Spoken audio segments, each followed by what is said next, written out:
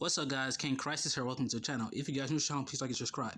Welcome to What a Deku Has Cellular Manipulation, the movie. Please be advised that the last part is, in fact, a pretty big cliffhanger, so if you guys aren't used to cliffhangers, go ahead and click off. But I wanted to make it interesting, so I made the last part a cliffhanger. With that being said, let's start the video. The movie on What If Naruto had a warp gate.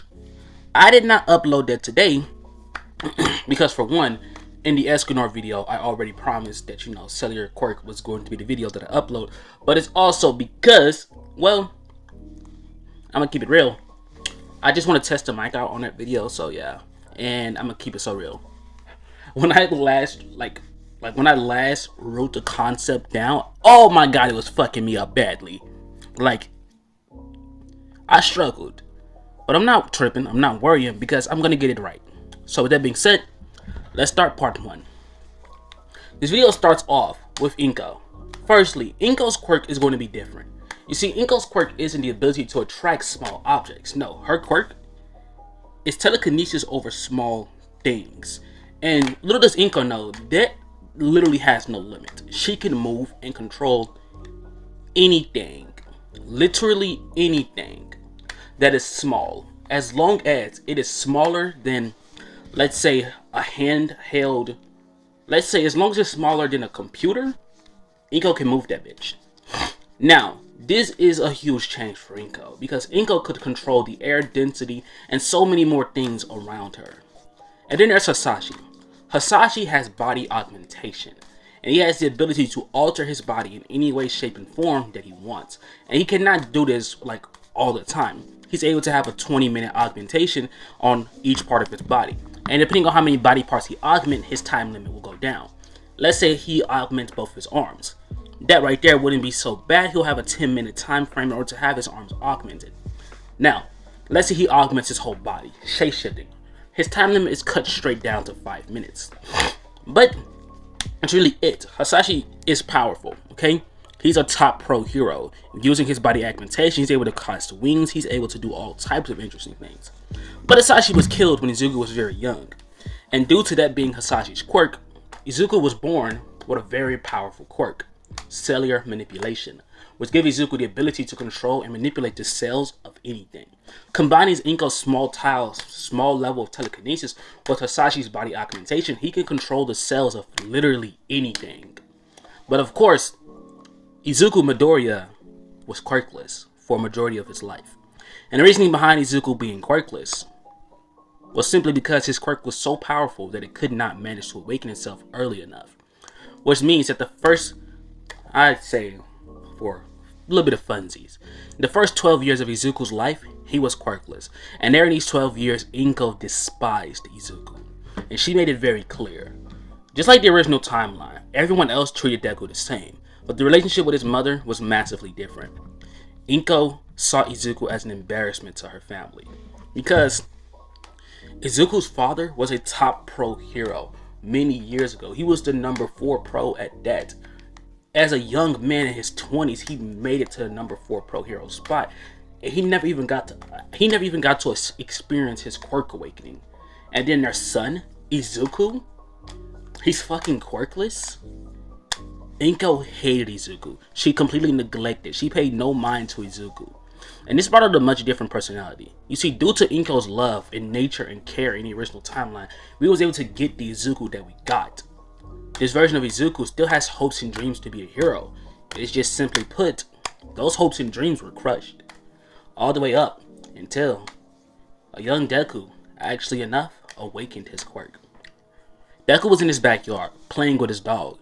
As he begins to pet his dog, he begins to look at the dog. He begins to notice and think about everything that his dog can do. Dogs are naturally faster than most people. They're able to run since they have all 4 legs, they're able to run like that. They're able to jump around. They have bite force. They're able to hear better. They're able to smell better. Like, he has his little paws. Like, Izuku thinks so much about the dog. And as he looks at his dog, he thinks, that's incredible. It's cool that his dogs can do that. As Izuku begins to think this, unknowingly, Izuku started altering the cells within his body, giving Izuku access to the enhancement of what that of a dog could do. Unknowingly, Izuku has activated one of his first abilities, mimicry. You see, By understanding the cells, the anatomy, and the techniques of basically anything, Izuku was able to mimic its properties. And what he just did, for the first time, he activated his quirk.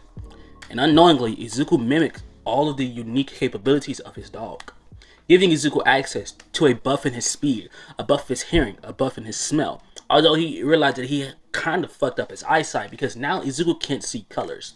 And he realized it pretty quickly. But looking around himself, he begins to see atoms all around him. We do a pretty huge time skip to the start of the original story. Izuku never told anyone about the fact that he discovered his quirk. And when Izuku did, he did as much research on his quirk by himself that he possibly could, writing down all the information that he learned. Izuku then come down to a conclusion. His quirk is cellular manipulation. He doesn't say anything to everyone. As we cut on over towards Deku walking through the city, he's trying to make it home. He ends up seeing a huge villain rushing through the city, and I'm not gonna lie, I low-key did get this idea from Zether, so I'm sorry, buddy. But he sees this villain walking through the city, and the villain is causing havoc. Izuku, mind you, Izuku hair is long this time around. He has long hair as he just simply looks upward, hair flowing in the wind. Enough, Izuku would think. I should split his cells. Nah, that'll cause an explosion. That might kill everybody here. What should I do? Izuku begins to think. Fine. Izuku proceeds to shrink himself downward as he spawns in wings as he flies upwards towards the villain. Izuku is now so small that the villain and no other hero could actually see him. Izuku places a hand onto the villain's back, and as soon as he does so, the villain falls to the ground unconscious. With one touch, Izuku is able to manipulate the cells within the person's body. He's also able to shut down said cells. And what he did? He shut down whatever cells causes the villain to stay awake. And in turn, the villain passed out. Izuku placed a time limit on this, of course, that way the villain doesn't permanently be asleep or he doesn't put him in a coma. Izuku knows that he has that technique, but he also has a technique where he instantly can destroy a person's cells. Like, he could instantly kill someone if he really wanted to. Mind you, Izuku has learned that he has a very powerful ability, okay? Izuku has learned during this time frame that he has several unique powers, but most importantly, Izuku learns that the cells, the DNA of literally anything he can manipulate. And oh boy, for those guys who don't know this, DNA is cells. Should have pointed out. But you know what? I'm not gonna make that, I'm not gonna make him have crazy control over DNA yet. Yeah, I'm gonna make that his own thing. Coming up eventually. But anyways, Deku has learned he's able to control nature around him via using his cell manipulation. And Deku proceeds to make it home. When he makes it home, Inko looks at him. You fucking disgrace. She'll say, Deku was just silent. He ignores her and walks into his room, but Inko stands up as she literally snatches Deku back towards him. Deku just stops. He's confused as to how Inko even did that. She isn't even able to manipulate anything bigger than like a remote, like bigger than a computer. Well, Inko then says, I learned some things during my time watching over your dumbass. She then proceeds to just lift up her hand as Deku will lift up his own hand. As in Inko will move her fingers as Deku lifts up his other hand. Inko then proceeds to point downward as Deku will fall down to his knees. She then explains that she can manipulate anything smaller than a computer. She then smiles. I learned I can manipulate your blood. She walks towards Izuku. You're a disgrace to our family, Izuku. You're nothing. And you make your father and me look weak. But I'm gonna change that, sweetie. I'm gonna make you perfect. She would say, the quirk gene exists within everyone, even those who are quirkless. As she says this and tears are going down her eyes, Deku doesn't know what to do. Like, bro's trying to fight back and get up. But Inko just says, shh, my sweet boy. Shh, everything will be alright. You're just gonna feel a little bit of pain. But it'll be alright. I can manipulate the blood. I can find the genes. I can make you perfect. As this happens, she begins to manipulate the blood within Deku. Deku falls over and begins to scream, and he screams out in pain. As Deku begins to scream, he begins to think of the only thing he can do, change. And without any hesitation, Deku would change his form instead of a dog, which was, of course, his original pet dog he had as a kid. And Deku proceeds to run out the house. Inko sees this and she just smiles. I did it, she would think. With a psychotic look in her eyes, I did it, she would think. Deku ends up running off. When he runs off, he makes it on over towards the bridge. And he just sits there like, what the hell was that? He'll think, what the hell is wrong with her? She's insane. Now you see Inko at home, and the man walks inside. So, I told you he had a quirk. Inko will go quiet. You're right. The boy does have a quirk. Huh, I guess all the years of me treating him like a piece of shit was worthless. Yes, but you know for a fact your child is worthless. Inko says, true. He'll die all the same, just like his father. As she says it, she begins to smile devilishly. But in the meantime, I'll have a little bit more fun acting as if I care. Some mother you are. No, I'm a queen. Inko says. We now cut on over towards Deku, who's just now basically turning back into his human form. Deku begins to think. He's trying to go to UA, and he wants to be a pro hero, but he knows that he has a powerful enough quirk to take down basically anyone. But he realizes that he can't control everything. He can only control living organisms. And at that, he can't even fully control someone if they're massively stronger than him. He begins to look forward. If he can't control everything else, he has to learn how to augment himself. And Deku looks forward. He knows how to shrink. He knows how to grow. He knows how to grow wings. And he knows how to turn into a dog and even access the capabilities of that of animals. But he decided that he's not doing this. He's not going back. He's not going home.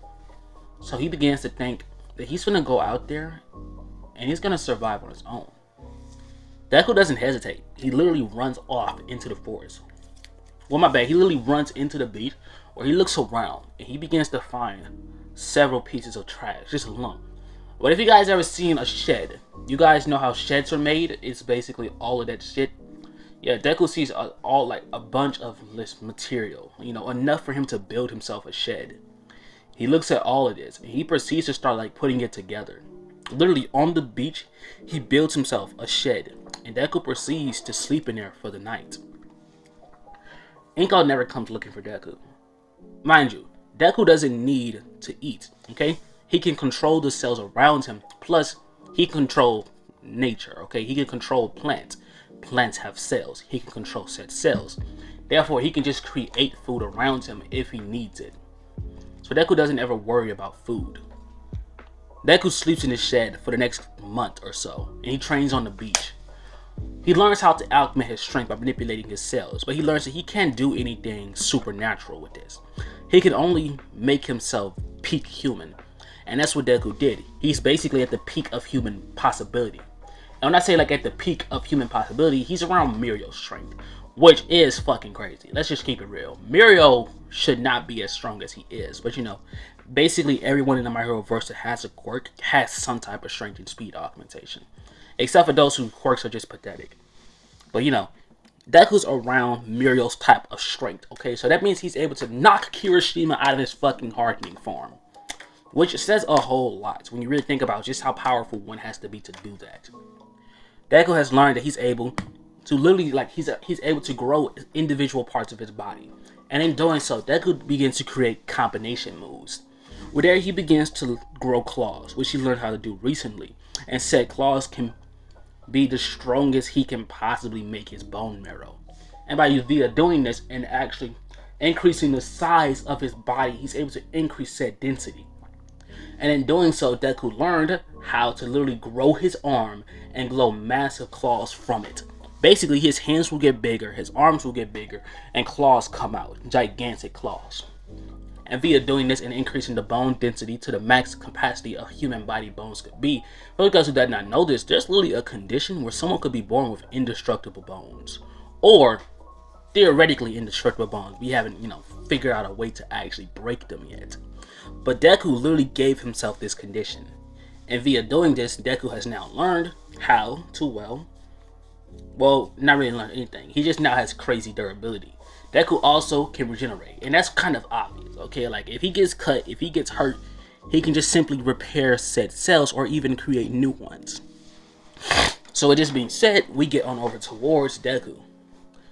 The 10 months are now up, and Deku has lived on the beach for most of his time. Living on the beach, Deku always seen this one man always around the beach. He was a skeletal figure, but Deku never questioned the man. Until eventually, he makes it on over towards UA. Now, UA entrance exams will begin the same as they did in the original timeline. Now, guys, the gate would open. Yes, I did skip a test. I skipped the Ida scene because the Ida scene never happens. Even him walking up towards the gate, that also never happens. So, the entrance exams would begin. And as soon as the entrance exams begin, Deku would turn himself into a gigantic dog. Mind you, this dog is like bigger than everybody there. Everyone would turn, they see they're just like, roof? People would dead ass say. As Deku doesn't have to say, he rushes forward and he runs inside.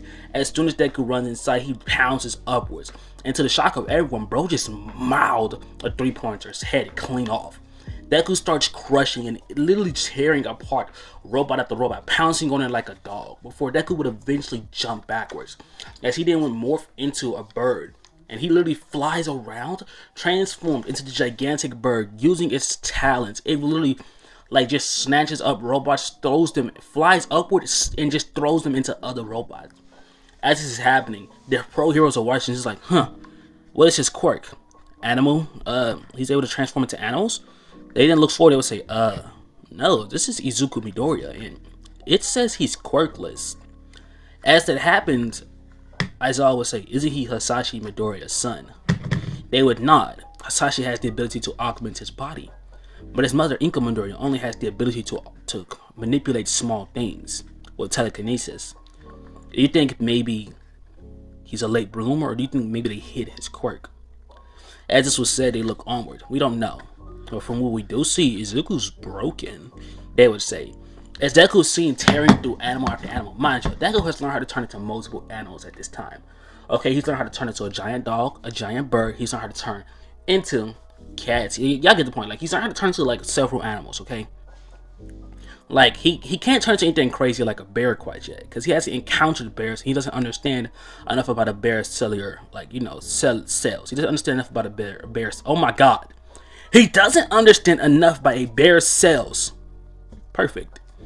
Since he doesn't understand enough about them, he isn't able to turn into them. Bro can turn into a cow. It isn't really useful, but he can turn into a cow. And when he just wants to make people laugh, he'll just randomly turn into a cow. But, yeah. Deku proceeds to run forward. And he starts ripping apart every single monster within his, every robot within his tracks. Either he turns into a giant dog, or he jumps backward, turns into a bird, and just pecks it away with his beak, or he just rips it apart with his talons. Deku charges forward before eventually he ends up encountering several robots that literally surrounded Deku. Deku proceeds to start laughing as he's in his dog form, but Deku proceeds to sprout giant wings from his dog form. And they're like, did he just combine them? He just combined them, Aizawa would say. As Deku would fly upward into the air, he immediately, in a gigantic dog-like form, proceeds to bounce forward. Using its paws, it would tear apart one of the robots, like 3 of the robots at once, before flying in and literally tackling the other robots, ripping them to shreds as well. Deku then proceeds to have an aura glow off of him. And that aura glows. As he begins to glow green, he slowly but surely begins to shrink downward. And then when the smoke clears, you'll see Deku standing there with the, with the nails, you guys know, with fangs, large fangs coming out of his mouth. He has wings on his back and he has gigantic claw hands. Deku then would say, I'm bored, taking them all out now. He flies around, zipping around, and just strikes robot after robot after robot. From here, we cut on over towards Inko, who could be seen sitting down in a bar. You're responsible for your husband's death, Mrs. Midoriya. Indeed I am, she would say. Her legs are crossed. Izuku was weak, and apparently, this entire time he had a quirk. He hid that from me. You know, I valued my son. I cared for him. You know, despite him being quirkless, I wanted to give him a quirk. I wanted him to be perfect. But he wants to be a hero, just like his little daddy. He wants to go out there and save those worthless people. No child of mine is going to waste his time saving anyone from this place. I'll do what's necessary. And if it means I have to hurt my baby boy, tears going down Inko's eyes, then I'll just have to fuck his ass up. She then says in a serious voice, facial expression completely shifting to that of a dark one. I'm just doing what needs to be done, she would say. She smiles, gets up. As the man would walk inside, sit back down, Mrs. Midoriya.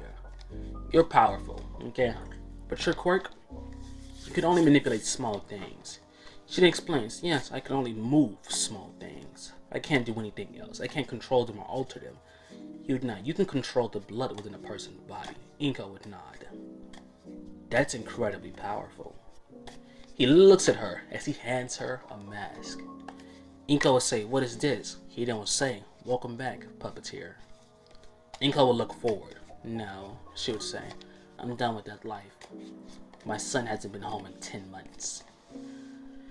You care for the boy, and yet you neglected him. Inko would say, for a while, I was disgusted by him. Your child is at the hero exams right now. He's what? She would say. He's trying to be a hero. That's sad. The child is such a powerful villain. Deciding that he's gonna go out there and side with the same people that have tried on numerous occasions to kill you. Inko then would say, well, I'm a monster. I've killed several thousands. So what?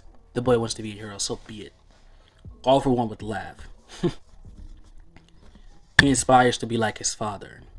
He inspires to be everything Hasashi is. He's only ever cared for his father. He has no care in the world for you. Inko would stop walking.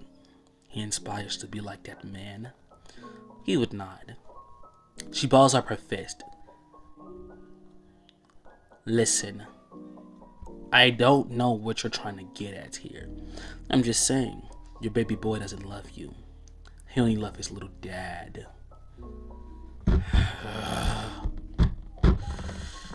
He begins to ball up his fist. Shut the fuck up, Inko would say. Shut up. No, I'm not going to, she would say. And then she then proceeds to walk away. I mean, all four would smile before thinking, she'll be with us soon. She claims to love the boy. We all know the truth. She wanted Izuku to turn out like her.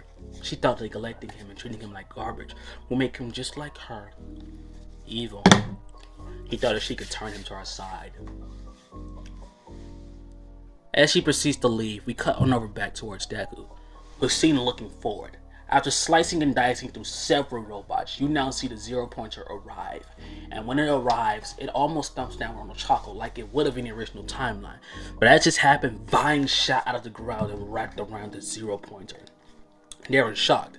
Many people assumed it was Shiozaki, but she looks around like, it ain't me, she just blankly says. As this happens, you'll see a young Deku walking forward, with his hands being held towards the sky. The vines begin to wrap around tighter around the zero pointer. As Deku zooms forward and immediately slashes the zero pointer's head off. The zero pointer is still wrapped around though. He begins to tighten the vines as he begins to use the vines to crush it, not being aware of whether or not the zero pointer could operate without a head, because it likely could. So he ends up crushing the zero pointer underneath the weight of all the plants. Deku then would walk forward towards Ochako. He'd look at her, are you okay? He would ask. She looks at him and says, no, I'm in severe amounts. Be still, Deku would say calmly. As he places his hand around Ochako's leg, he begins to kill her leg. Ochako looks stunned. Deku's regenerating her cells. Like she doesn't know what's happening, but Deku understands what's happening. He's putting her leg back in place. And Ochako just looks towards Deku. She has a huge smile on her face. She'll tell him thank you. Deku looks towards her with a smile. You're welcome. Well, from here we now time skip. Deku makes it back to his shed. And making it back to his shed, he doesn't know if he's even, like, how he's going to get a letter in the mail. He's going to have to sneak by his house in order to get the letter. But as that happened, we cut back to Inko.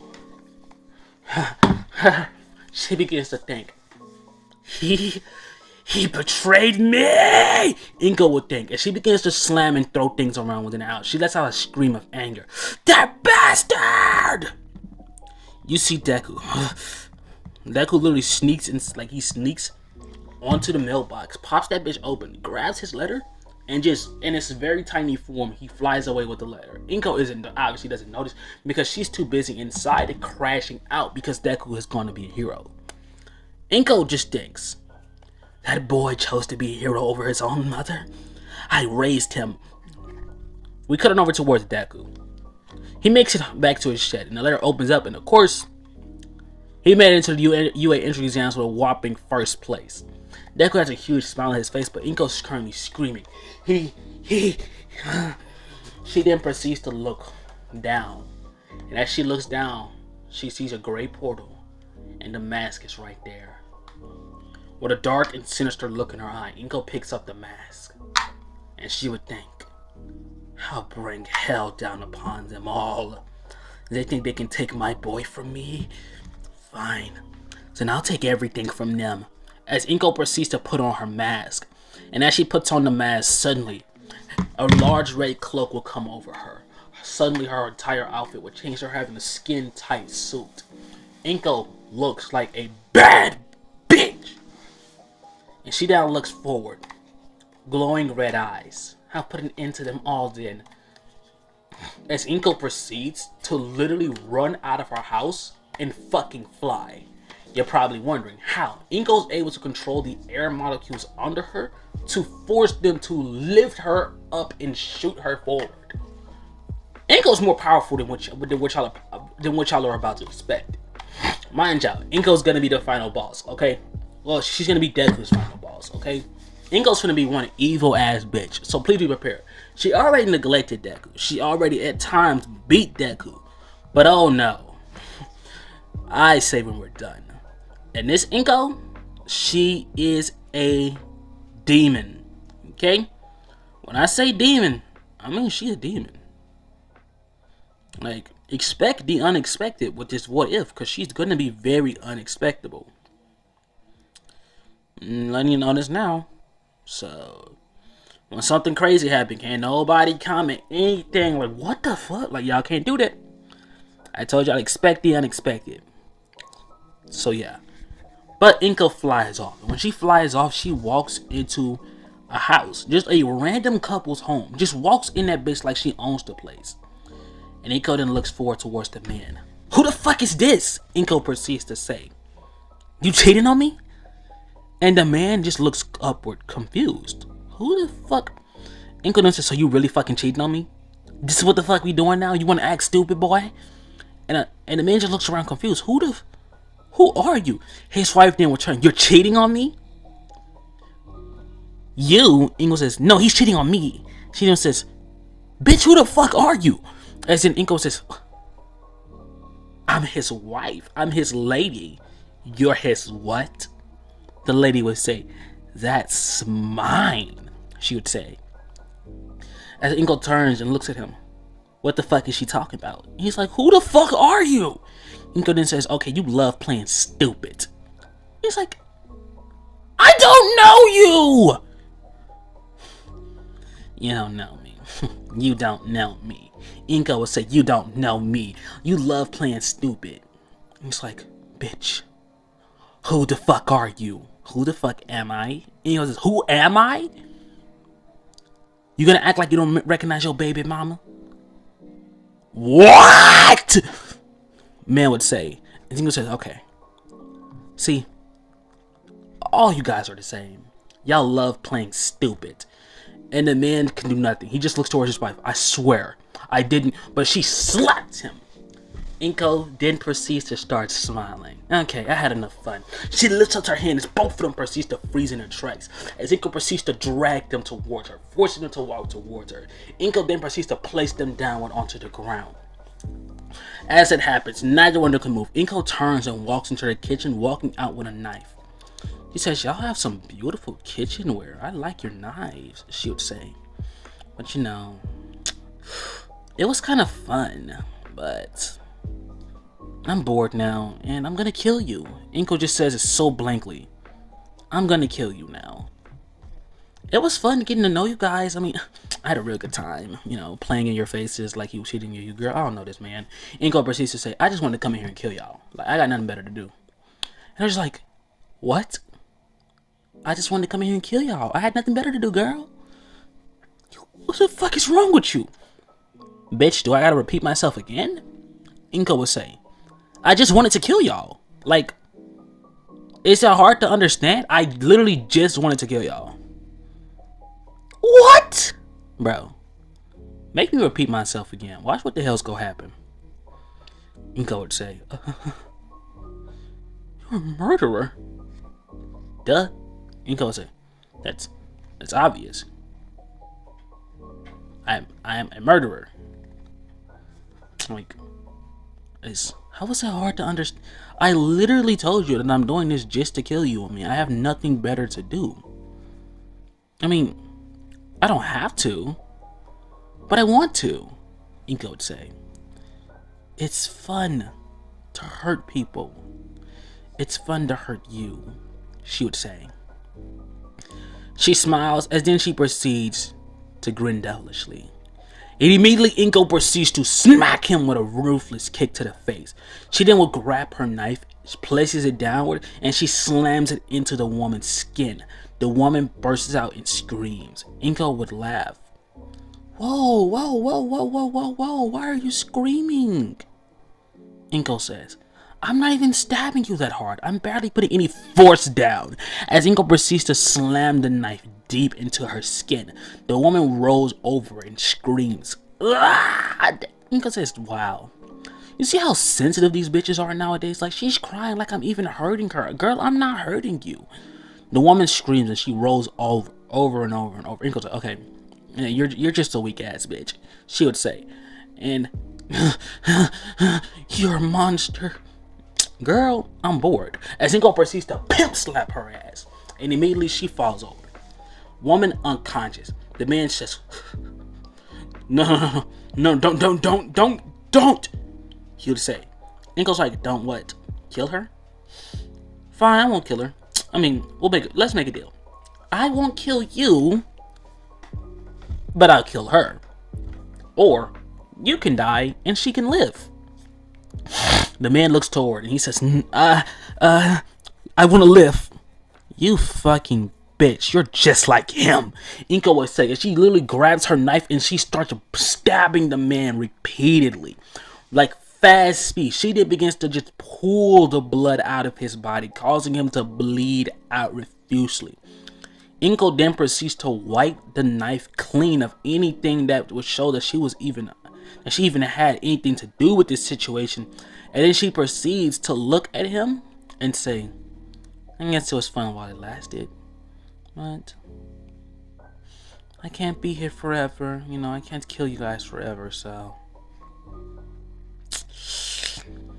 I had fun." And then she walks off. Just walks off. Completely walks off like nothing just happened. She just left them people's house. Like she didn't just murder them people.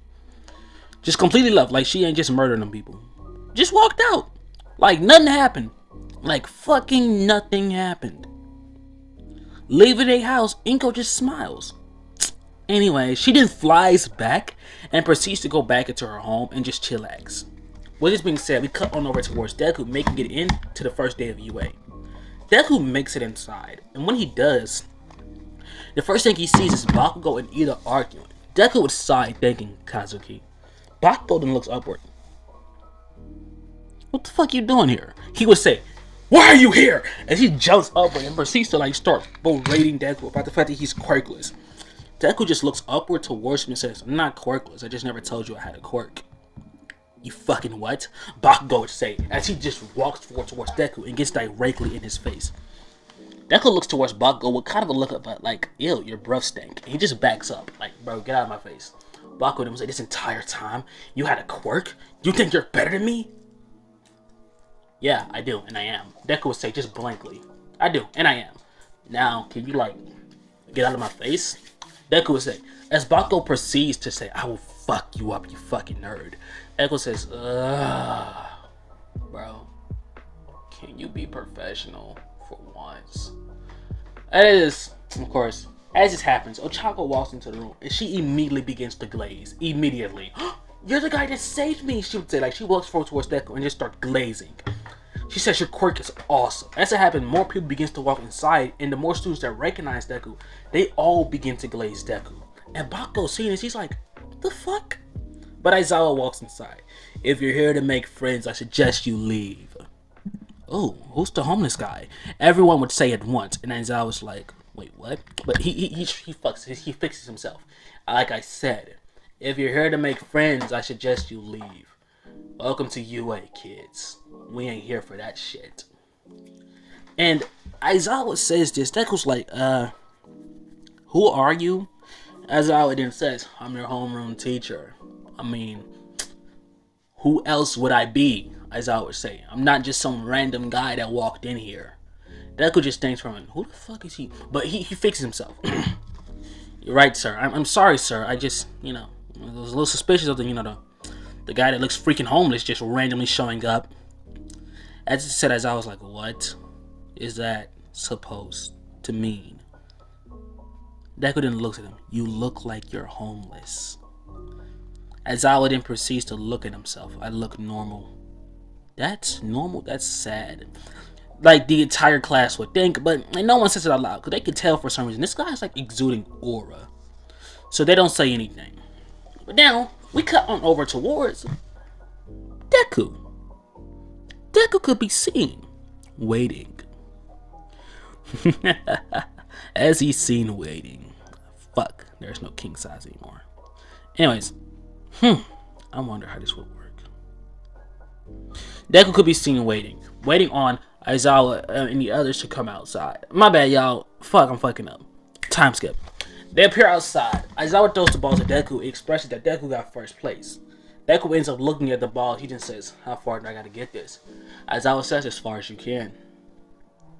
Deku proceeds to begin to flex his arms. And as he does, like, they begin to see Deku, like it looks almost as if he's growing. Like, he's bulking up a bit.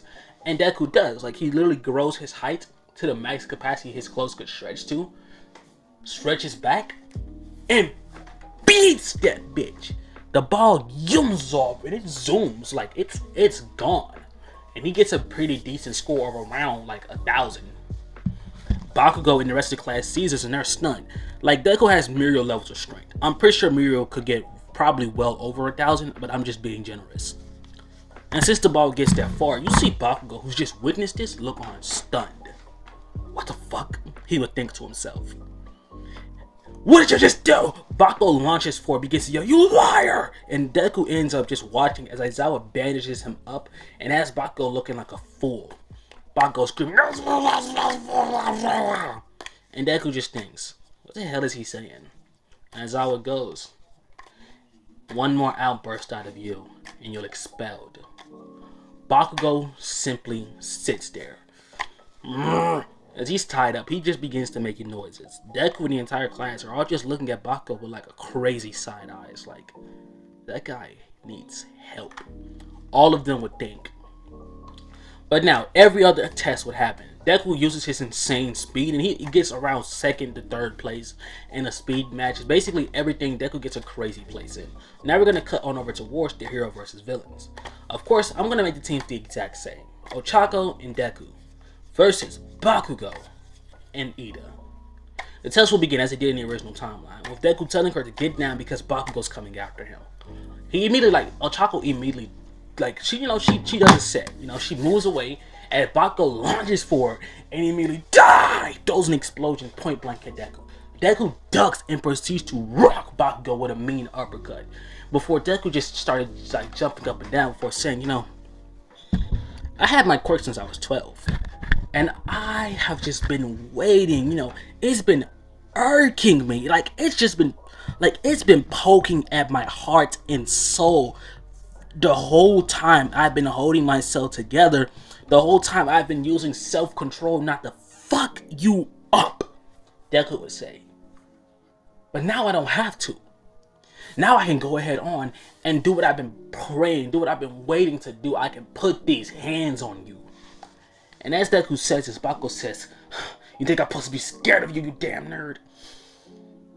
No, I don't. I never said you were supposed to be scared of me. I said I was waiting for this opportunity, Deku would say, as Deku proceeds to stomp his feet on the ground 3 times. Bakugo doesn't notice what happened, but the class looks and they're like, did his feet just turn into cheetah legs? As Deku starts jumping, he booms at Bakugo. And Bakugo is stunned at the speeds Deku just moved at. Deku appears right in front of him and smacks him across the face with a punch. Deku then proceeds to sprout claws as he zooms forward and proceeds to slash Bakugo dead across his chest. Bakugo stumbles back as a huge cuts would form. He begins to hold his chest in pain as Deku rushes forward and rocks Bakugo's shit. He didn't lift up his hand as immediately plants would shoot outward towards the ground, wrapping around Bakugo. They didn't proceed to drag Bakugo back towards Deku, who punches him square across the face. Deku then begins to start hitting Mike Tyson maneuvers. Smack, smack, smack, smack. He hits Bakugo with a right hook, left hook, right hook, left hook, uppercut. Deku then proceeds to literally run, rush forward, sprout wings, and he proceeds to do a flying knee to Bakugo's face. Bakugo goes flying back, and the class watching this is like, wow, he's putting in a whole lot of aggression on Bakugo there. As I was watching this, he's like, it's crazy. The kid's like really, it looked like he's really trying to hurt Bakugo. Bakugo gets upward, he throws an explosion. Deku dodges it and looks at Bakugo with a look of disgust. You fucking weak bitch. He then proceeds to backhand Bakugo, and Bakugo tumbles back. Deku then would say, I can manipulate the cells of anything. I damn nearly can manipulate DNA. Deku would say, you see what I'm able to do to myself. As Deku lifts up his hand, it begins to grow claws. Those claws then proceed to turn into snakes before turning back into claws. Deku just smiles. I can do damn nearly anything I want. As Deku grabs Bakugo, he proceeds to fucking suplex him. As then he suplexes him again and again. Deku then throws Bakugo upward as he literally is thrown straight through the roof, and he literally ends up hitting the 3rd floor. Deku jumps upwards, flying up there. He then morphs into his gigantic dog form. As he sees this, Bakugo like slowly gets up, and I'm gonna make it a K9. And matter of fact, I'm making a pet bull. He looks upward and he sees a gigantic pit bull with glowing green eyes and fucking wings looking at him. What the fuck? What the fuck? What the fuck? What the fuck? Bakugo begins to think as he literally like starts running, and Deku rushes after him, and he's a big ass dog. He catches up immediately, powering at Bakugo. He grabs him with his paw and just throws him across the room before jumping forward and swatting him down to the ground like he was a fly. Bakugo is then slammed through the floors again as Deku proceeds to morph back into his regular form. As he walks forward towards him with just glowing green eyes. His eyes are literally glowing, oh my god, I say growing one more time, I'm trying to say glowing. Oh my god, I can't say it. Bright green eyes, and with literal cells being seen in his eyes. He walked forward, and he grasped Bakugo by his collar. Bakugo pulled that pin, point blank range, and a humongous boom goes off. Everyone in the class is stunned. Almighty screams, no, you could have killed, he could be dead. And when the smoke clears, you see a horribly burned, and I say horribly, I mean a horribly burned and charred Deku.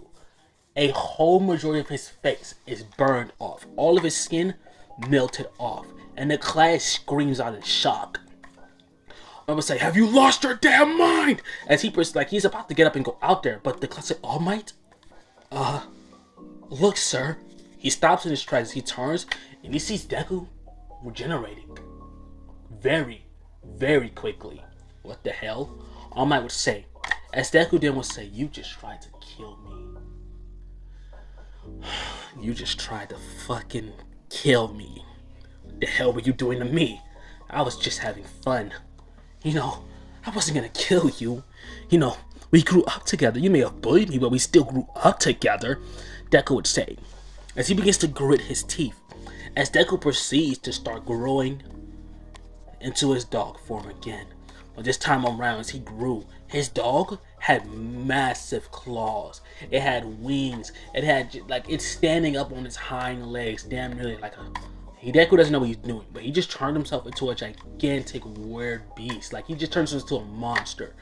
And he begins to have snakes come out of his back legs, while his front legs had gigantic talons, tall, gigantic claws. As Deku ran forward towards Bakugo, and the entire class to see what Deku just turned into, they witnessed the absolute beatdown of the century that Deku just did to Bakugo. Deku even broke through most of the roof and even made it up to the top floor. Luckily though, Achako wasn't hurt. And she's literally hiding behind a pillar, and she sees a gigantic monster in front of her that is just tearing Bakugo apart, throwing him all around the place. and you see Ida. Deku turns and just swats him away like a bug. And Ida just hits the wall and he's unconscious. Deku begins to go ham as Ochako rushes forward and she touches the bomb. As it happened, all might would say heroes win. And Deku just looks forward towards Bakugo.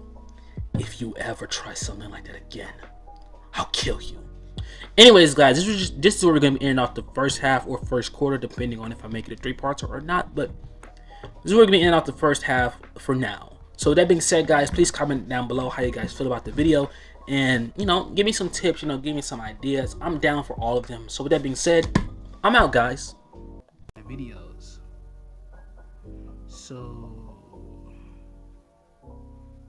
yeah, since it's been so long, I mean, why would I dare turn it down? Like, I'll answer that. I'm not. I enjoyed this. I loved this. Therefore, guys, you guys are getting a part 2. You guys are getting a part 3, a part 4, probably. But anyways, we start off where we left off.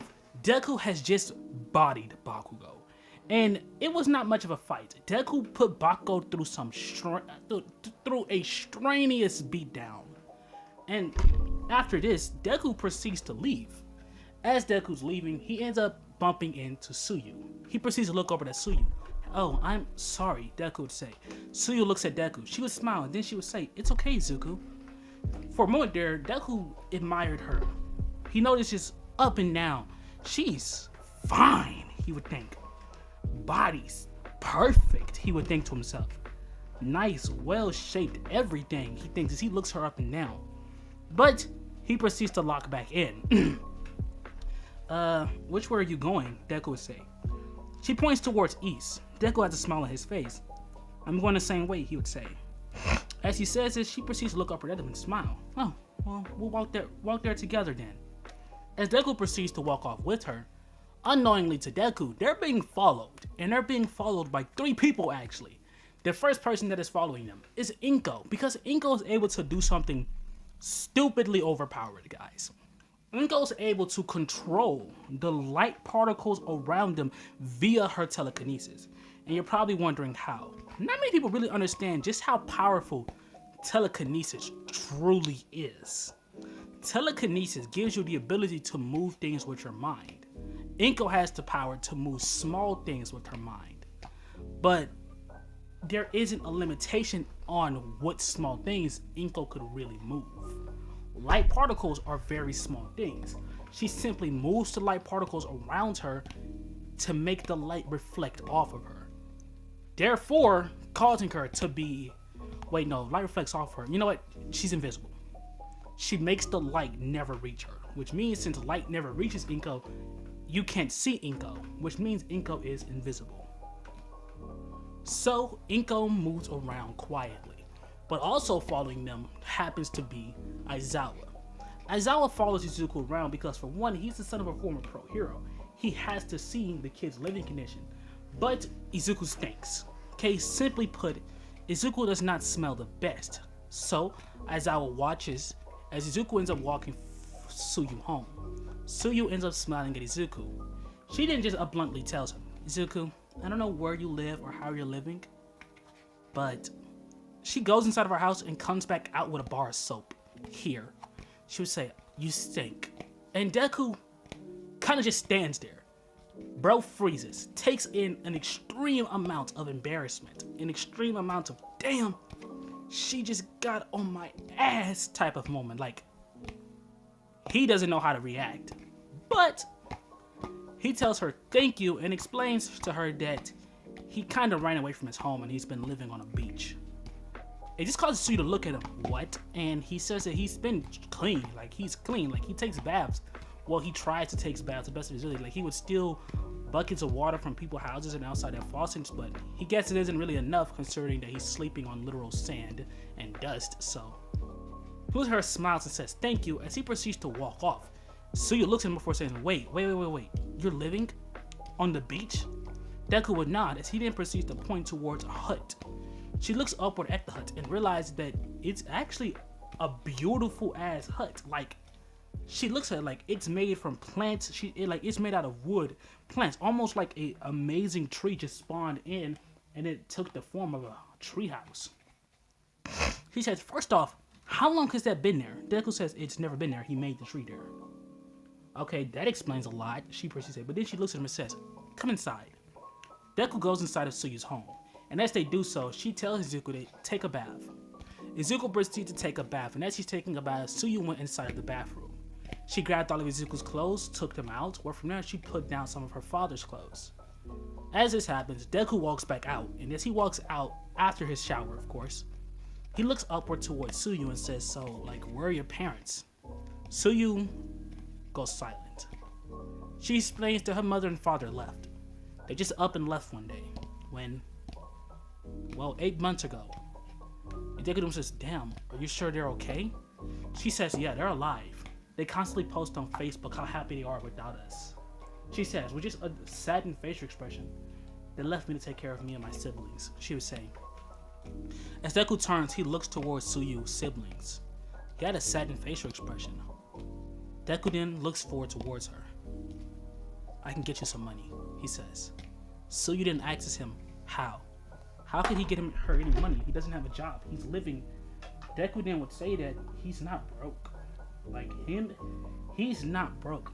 He flashes her a credit card. He explains that he's just simply not old enough, nor is he legal to get his own place. He thought about getting a hotel, but his mother has people everywhere, so likely someone would have found him, he says calmly. But he has more than enough money on here to pay some bills for a few months. Suyu looks upward at her, stunned. She doesn't know how to react, how to respond, or even what to say. She's quiet. She starts to cry. She looks at Deku and she says, thank you, Izuku. Deku looks upward at her, smile on his face. He says, no problem, anytime. As from there, Deku will hand her his credit card. He tells her, don't go crazy now. As he's about to walk out, but she will tell him, it's okay, you can lay down on the couch.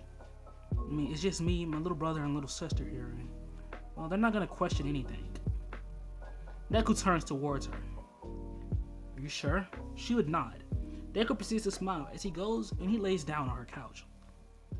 Next day, Deku ends up waking upwards. She hands Deku his clothing, his school clothing.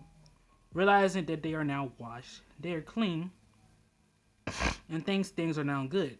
A smile is on his face. Thank you, he would say. No problem. Anytime, she would say. With a smile, Deku proceeds to walk out the house. Suyu and him ends up walking to school. As they're walking to school, we cut on over towards Aizawa. Izuku stayed the night at Suyu's house, he says, talking with the other teachers. But I overheard their conversation. The tree, that little tree that spawned into Dagobah Beach, Izuku created that tree. He's been living there. What? That's disgusting. It may be disgusting, he would say, but it's all the boy has. For some reason, he isn't staying with his mother. We do not know the full information or details, but we know Inko Midoriya is incredibly rich. She inherited all the money from Masashi. Whilst a good majority of that money was put into a spare account for Izuku, she inherited the rest. She inherited his company. She inherited his entire hero business. But Inko Midoriya's quirk isn't really much. I mean, she simply has small-scale telekinesis. Yes, small-scale telekinesis, as I would say. That's all she can do. She can only move objects smaller than a remote. You do realize remotes can vary, right? Okay, the size of a basic TV/game controller remote, he would say. She can't move anything larger than that with her telekinesis. If so, it puts actually an insane deal of strain onto her body. True, as I would say. But she still is a genius. Let us not forget Inko's intelligence. Plus, she can telekinetically control a bunch of knives and pretty much take out anyone by swarming them with enough knives, as I would say. Why are we talking about the boy's mother, and why did you follow him? I had a weird suspicion about the kid's life. I mean, look at him. Did you see the way he smelled the other day? It was awful. So I followed him. I had to make sure my student was okay. Okay, we're gonna ignore the fact that that was extremely creepy of you, Aizawa, but it's whatever. So he stayed the night at Suyu's home. Yes, he did, as I would say. We're now time skip. With Deku and Suyu making it into class, As Deku and Tsuyu makes it into class, essentially most of the day will go like a normal school day. You know, as Al comes in, they go outside and they do a few laps around, but nothing really changes this day. Until they come up with the idea of choosing a class representative. Now, I don't know if I made it to this point in the other video. I'm pretty sure I didn't, so I'm gonna cover it now. With them deciding on who should be the class rep, Deku volunteers Tsuyu. Tsuyu looks upward towards him confused, and she says, "I'm not sure I can do it." Deku looks upward towards her, "But I think you can," he would say. A little smile on his face. "I'm pretty sure you can do an amazing job at something like this," he would say. "I mean, you are already, you know." So you would say, "But this is an entire class, that's different." He would say, "Would you rather a control freak like Ida be in charge?" Ida then looks for it. "I'm not a control freak." "No, you're a control freak." Deku says, you're a control freak, and you're like super rulesy, which means that you're gonna take the fun out of pretty much everything, and I'm gonna be honest, I ain't gonna listen to you. If you're gonna just yell and complain the entire time about rules, then I'm not gonna listen. Deku just blankly says. Ida just kind of just stands there, just surprised. The class like, "Izuku, that was kind of rude." Deku then says, no, it was not. It was constructive criticism. Someone had to tell him. Were any of you gonna tell him? The class remained silent. Deku then would say, "Exactly. I said what needed to be said. Everyone was thinking it, just no one had the guts to say it." Bakugo then would say, I had the guts to say it." Deku then turn, "Yeah, but you weren't gonna say it right. You were gonna turn it into an argument because you don't know how to use constructive criticism. All you know how to do is throw out criticism," Deku would say. "So he wouldn't have listened to you. And I, for damn sure, wouldn't have listened to you." As he says his, Bakugo would say, "Do you want to go, nerd?" Deku would say, "You remember what happened last time?" He stands up with his eyes flaring up green. You right. Bakugo proceeds to back up. Deku looks at him. He's pathetic for that one. We're now cutting over towards Deku. Deku is seen waiting. He's waiting in order. Well, he's waiting on everyone else to get on the bus. Yes, we're skipping straight to the USJ. Okay, as they're on the bus and they're talking, Deku begins to talk to Tsuyu. And he begins to ask her, like, about her frog quirk. And asks her, like, how does it work? She explains how her quirks works. And this causes Deku to start understanding a little bit. He's starting to think like a frog, okay? He's starting to think of a few things. And he's thinking that he may be able to, you know, turn into something similar to her. But he has to test that out first. But then Deku realizes that he can't fully gain Tsuyu's quirk because at that point it becomes manipulating his DNA and not his cells. Deku can manipulate the cells within his body. He cannot fully manipulate his DNA. Although he can manipulate his cells to copy the cells of other creatures, although DNA is cells, no. He can't fully manipulate said DNA. His DNA will always be the same. Okay? Just had to point that out. I'm gonna be so real. I feel like I'm using his powers as DNA manipulation and not cell manipulation. That's kind of what I feel like. And you know, DNA are cells, so I might just, you know, mix them together or some shit. DNA isn't, I don't know. But time skip. Boop! You see Deku. Deku could be seen waiting. As he's seen waiting on everyone else or anyone else to arrive, eventually they would do. The rest of them arrived, and when they arrive, things would begin. As soon as their test and as all the events would, they make it into USJ. Kirishima runs inside. Whoa, they even have fake villains? Fake villains, Aizawa would say. As he rushes forward, the person says, "These aren't fake. 13, protect the students." Aizawa proceeds to jump down, like he would have in the original timeline. Korogiri ends up popping up, where he still says the same lines that he said in the original timeline, which leads to Bakugo and Kirishima still trying to attack him. Korogiri still warps everyone away. And well, they still makes it onto the boats as normal. Deku opens his eyes. He's submerged in water. And Deku quickly begins, like, you know, to drown. Because, you know, he is suddenly teleported in a big ass pit of water. Bro can't breathe for real. Tsuyu just so happens to also be in this same exact place. Tsuyu swoops in, grabbing Deku with her tongue and snatching him and Mineta out of the water. Deku quickly sees it as Tsuyu and Mineta who's there. He looks onward as he would say that they gotta get off this boat now. Deku proceeds to look forward as he starts cracking his neck. Tsuyu sees Deku cracks his neck as Deku runs and he jumps off the boat. As soon as he jumps off the boat, Deku zooms into the air in his gigantic eagle form. He looks downward as Suyu and Mineta both run and jump onto top of Deku's back. They proceed to hold on to Deku as he flies off.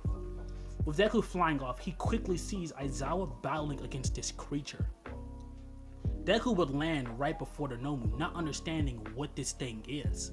He looks at it. His eyes are glowing, and the cellular makeup, the cellular build, all the cells within this thing, it isn't human. It isn't even a quirk that he's seeing. What is he seeing? Deku would wonder. As he looks at it, he begins to see something else. It's too many different cells. The cells aren't matching. The cells are incorrect within this creature's body. And it's so many of them. As he looks throughout the cells, he pinpoints something. He pinpoints 3 particular cells that seem to be in the right place, that seems to be natural. He begins to look all throughout his body and begins to find more and more and more natural cells surrounded, and some even being absorbed by these unnatural cells. Deku cracks his neck as he walks forward as he walks forward and snatches Aizawa back. That thing isn't human, he would say. Aizawa, Sensei, are you okay? Shigaraki then would say, you're right, it's not human. It's my Nomu! Deku then looks forward where your Nomu is about to die. Deku says, with just a blank facial expression, I'm shutting that thing down. Deku says, as I would say, it isn't human, Deku. You don't stand a chance, kid. Deku would say, nah, I can take anything down I want with a simple touch. Deku would say, as his eyes begin to glow green, he begins to walk forward. But as Deku's walking forward, he is kicked square across the face. And Deku is sent flying as he just slides across the ground. He then looks upward and sees a woman wearing a skin-tight green suit. She then starts smiling. Izuku Midoriya, it's nice to finally meet you. I guess I'll kill the father and the son, the voice would say. Deku looks upward and he sees this woman. You, Deku would say. He balls up his fist. Immediately claws begin to grow from his hands. Deku runs forward. He immediately goes in and he slashes at her. She would jump backward, dodging Deku's slash. Oh, pathetic. Just say, you're really trying this? You're trying so hard to attack me? I'm a lady. Deku looks at her. You killed my father. You hurt my mother, he would say. Oh, the same mother that has no love for you. The same mother that didn't care for you. The same mother that just left you all alone for most of your life. How do you know that? Deku would say. I kept tabs on you. I wanted to wait till you were older, till you were more powerful. I didn't want to just kill you as you were just a kid. That's too boring. Well, watching your screens would have been a little fun, but no, that would have been too boring. After all, I like to have fun, he would say. My life is ruined because of you. You ruined my mother, and you killed my father. Your mother only valued you when your mother didn't value you. She only valued the money. You were quirkless. She treated you like you were nothing a majority of your life. Well, I'm not quirkless anymore, Deku says, as he proceeds to bulk up in size. She then says, what are you doing? Deku then notices his sudden increase in size. He's confused. He's pretty sure he's already at peak human. The lady looks forward. Nomu, handle the poor boy. As the Nomu rushes forward and goes in to attack Deku, Suyu jumps upward, shoots her tongue out, and snatches Deku back. The woman sees it, she slowly turns. Oh, you're protecting him. Oh, that's not gonna go too well in my book, baby. Oh no, honey boo boo. She proceeds to lift up her hand as Suyu freezes, and she proceeds to slam her hand down, and Suyu begins to slam her face into the ground. Inko proceeds to lift up her hand as Suyu's body begins to float upwards into the air. Deku seeing this as she proceeds to snatch Suyu forward as Inko grabs Suyu by the face and slams her face into the ground. Suyu slowly begins to push up off the ground, but Inko proceeds to kick her. Deku rushes forward and goes in for a punch, which Inko would dodge. She grabs a knife off her side and she proceeds to slash Deku's arm 3 times. Slink, slink, slink. Deku proceeds to just jump back, holding his arm in pain. He proceeds to cause his cells to begin to grow rapidly, which of course heals him. He looks forward towards her. She starts laughing. Oh, boy, like, is that your little girlfriend? Deku then looks towards Suyu. No. She isn't my girlfriend. No. Suyu would say, "Aw, is that your friend, or do you like her?" She would say, "What are you talking about? We basically just met," Deku would think. Yeah, you just met, yet you stayed at her house. This causes Deku to go quiet. You also checked her out when you first met her, when you guys bumped into each other from school. Deku looks up at her. Who the fuck are you? You're watching me every day? Yes, of course. I had to monitor the Midoriya family, I want to kill you guys all, but I want to make sure you guys suffer. I want to freak you out a bit. Have a bit of fun, she would say as she begins to smile. Have a lot of fun.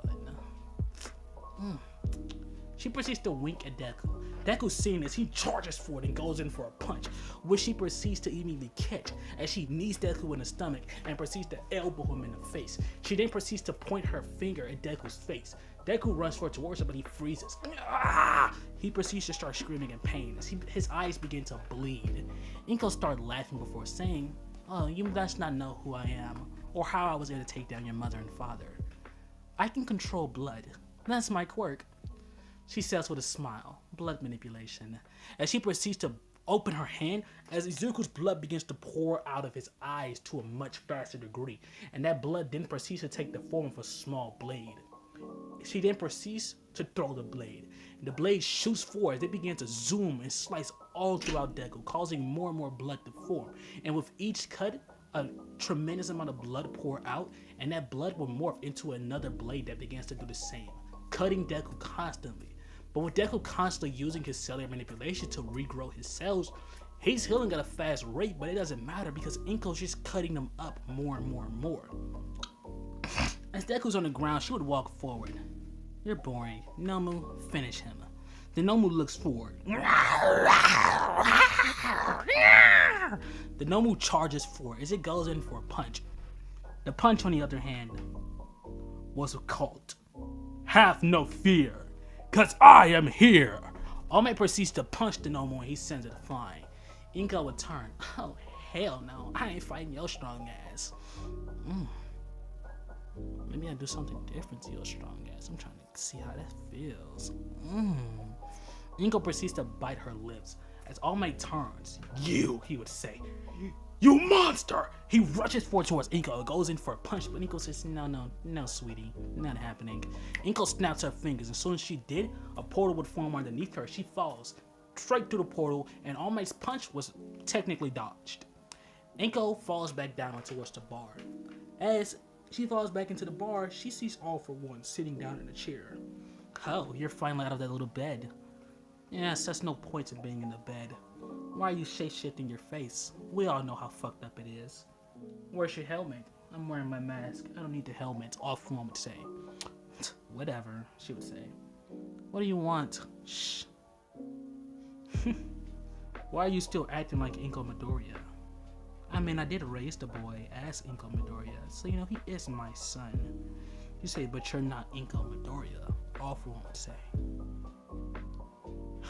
"Boy, I'm Inko Midoriya." "You're possessing Inko Midoriya." "But I'm Inko fucking Midoriya, bitch. The fuck? Don't play with me." "Or yeah, what did you do?" "Well, in my fight against Hasashi, he defeated me. He kicked my ass like God. That man was strong. No wonder this body still craves it," she would say.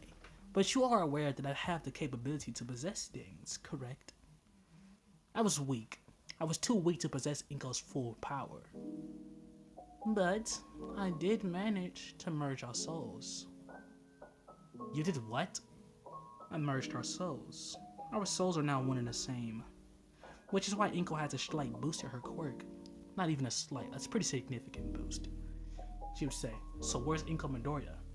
"Our consciousness are one," she would say. "But in a way, I sort of took the wheel," she would say. "She's still in here. All her memories and all her knowledge, I have it all. I have her body. Damn, man, I'm so glad I got this body. But I'm still her. All her memories, her little love for Hasashi, her love for Izuku, it's all there. But I don't really give a fuck, because I don't care about that boy." "Are you gonna continue to torture them? Or what are you gonna do? Are you gonna just kill the boy or no?" "Why would I just kill him? That's boring. I want to have fun." But we cut back on over towards the USJ, with Deku getting up. His cuts are now healed. As All Might looks at him, check on the young Suyu. Deku rushes on over towards Suyu as he begins to check on her. He shakes her, makes sure that she's, alive. And he shakes her a little bit, a couple times. He then begins to heal her. Luckily, after Inko cut her freaking tongue out, Suyu passed out. Like, good, because if she didn't, she would have heard that whole conversation between Deku and Inko. And to put it simply, yeah, Deku did not want her to hear that, and he's glad she was unconscious as Inko said all that. But he's healing her, right? And Suyu proceeds to get up. Damn, she would think it hurt, it's so bad. Deku looks at her. He begins to hold her. It's okay, he would say. She then looks upward, where she sees All Might battling against the Nomu. Deku then proceeds to tell All Might, don't kill it! He would say, there's a person in there! He would yell, I can fix it! Deku would say. As this is said, Kurogiri and Shigaraki would look at each other. You can't do shit. Deku then rushes forward. As soon as he did, he would sprout wings from his back and he flies forward. Flying forward, he goes in for it and goes in and grabs the back of the Nomu's head. As soon as he did, he places his other arm and he holds the back of its neck. Holding onto the Nomu's head and neck, Deku's eyes begin to glow a fearsome blue. And as soon as it happened, Deku then would say, protect me at all cost. This was said, All Might proceeds to turn. He notices that the Nomu isn't moving. He's like, why isn't it moving? Deku says, because it's a lot that's happening to its body right now. It can't move. As this begins to happen, Deku begins to search throughout the Nomu's entire body, begins to find all the correct cells. As it happens, Deku begins to do something he positive he shouldn't be doing. He begins to absorb all the cells that did not originate from the Nomu's body. So all these cells that are coursing throughout the Nomu's body, he's absorbing it. He's absorbing them into his own body. By doing so, he's removing all cells that shouldn't be there. Reactivating the dead cells. Okay, so the Nomu has a bunch of dead cells and a bunch of living cells that comes from the original body of whoever the Nomu was. Deku is absorbing all the cells that isn't meant to be there. And the cells that are dead, that are supposed to be there, he's reactivating them. He's waking them back up. He's absorbing all this power from the Nomu. The Nomu proceeds to start shaking. Shigaraki sees this, he proceeds to rush forward, Kurogiri creating portals. Shigaraki goes in to attack Deku, but he's suddenly hit by a wave of ice as soon as he comes through the portal. Todoroki has arrived. Todoroki and the rest of Class 1A proceed to rush in, with Shigaraki seeing what's happening, realizing that him and Kurogiri just aren't going to be enough here. He looks at Kurogiri and says, get me out of here. So Kurogiri proceeds to create a portal, him and Shigaraki will portal out of there. Class 1A looks onward, and everyone just looks as Deku's froze, like he's froze. The Nomu's froze, Deku's froze, and he stands there for a good 7 minutes, just froze. The class, they begin to worry. Suyu begins to worry about Deku. She starts walking forward, but as she begins to walk forward, the ground begins to crack, and the Nomu slowly begins to shrink. As it begins to shrink, they begin to see a humanoid form begin to appear. A person, they would think. As suddenly the Nomu would fall to the ground. As Deku suddenly begins to bulk up, he begins to grow a massive amount of muscle as Deku starts roaring. He begins to slowly turn into this bird-like creature, transforming into the Nomu itself. Deku begins to growl, he begins to scream, but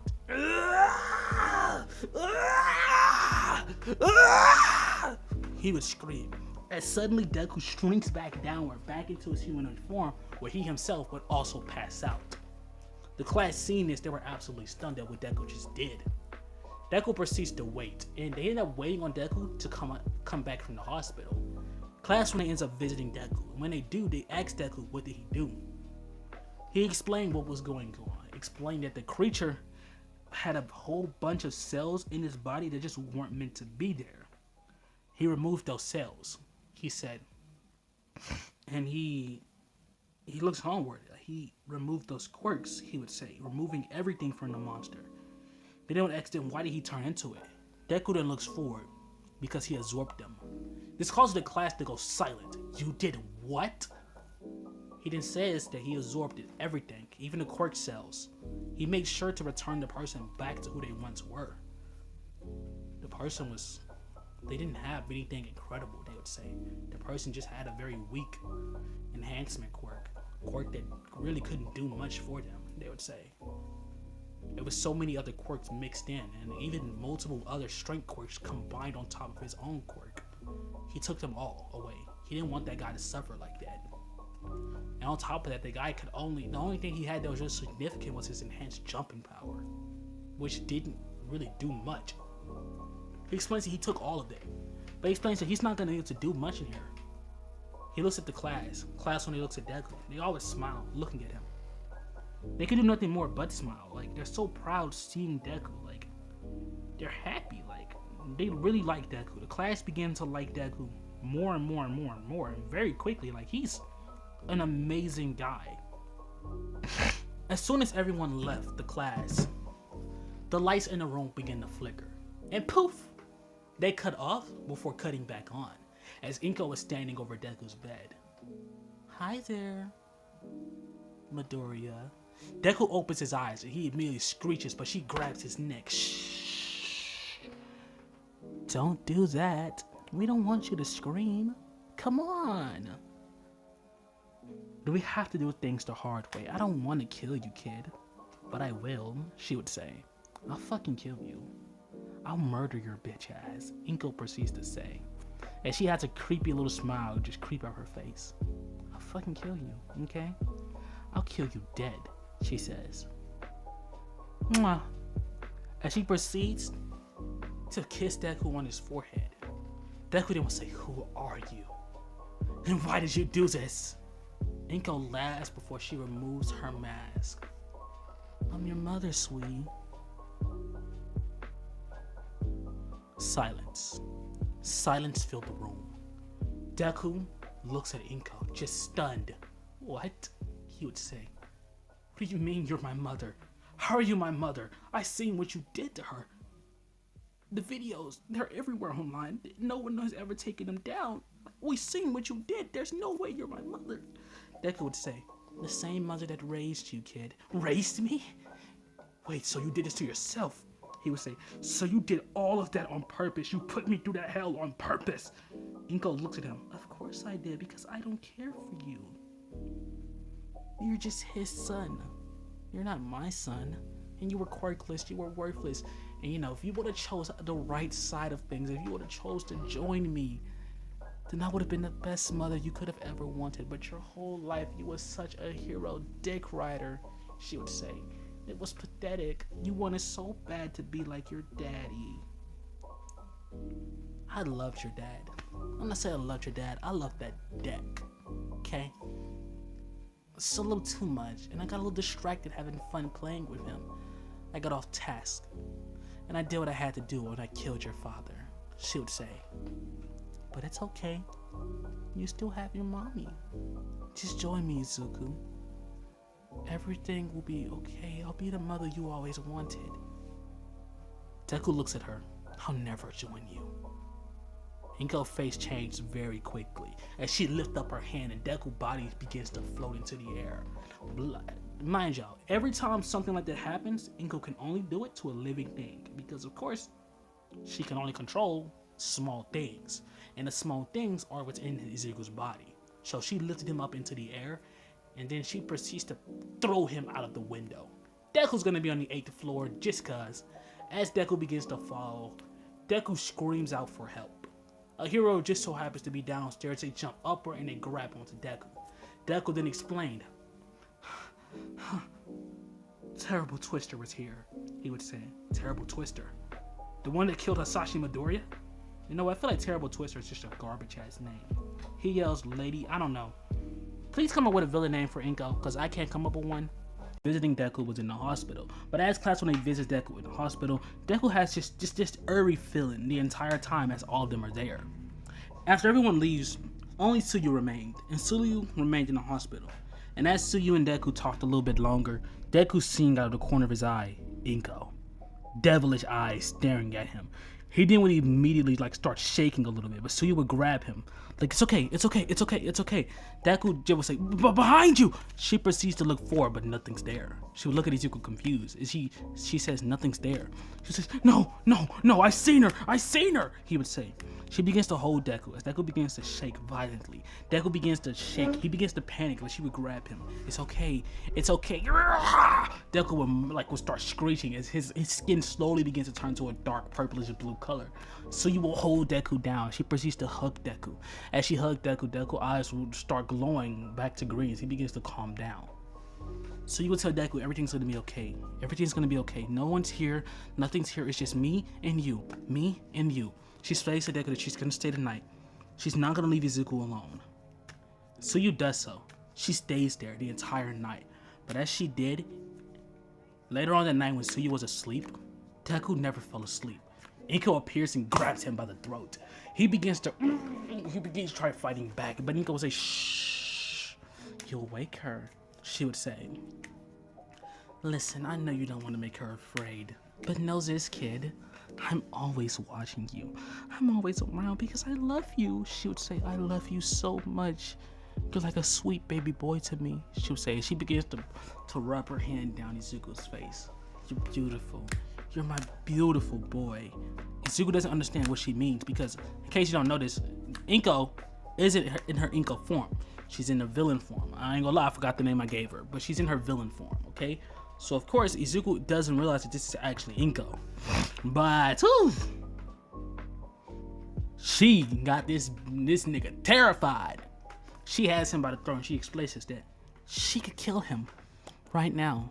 Any given moment she really wants to, she could kill him. She explains she isn't too certain as to how that's gonna go considering he absorbed the Nomu's powers. For now, at least. She could tell that he fights for control. Every single time he uses that power, every single time he gets upset, the cells take over. She smiles. "They don't belong in your body. You're not powerful enough to contain them," she'll say, smiling. "You're pathetic." Inko says that she will pat Izuku on the head. "But it'll be okay, my boy. My sweet, sweet boy." Inko then proceeds to turn around. She closes the door, and she would leave. But the entire time he's in the hospital, Izuku's paranoid. He believes that Inko's there. He believes that Inko's watching. He believes that Inko is preparing to attack. He's paranoid. He doesn't think he's safe underneath any type of circumstances because, well, it's hard to believe so. After all, Inko's always there. Apparently, she's always been there. Izuku, he just doesn't feel safe.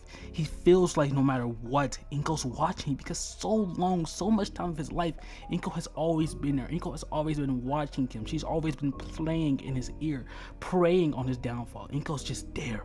No matter what he tried, no matter how hard he wanted safety, no matter how hard he wanted to feel like it was okay, Inko Midoriya, or not Inko as he knows her, okay? He doesn't think it's Inko. He doesn't know that it's Inko.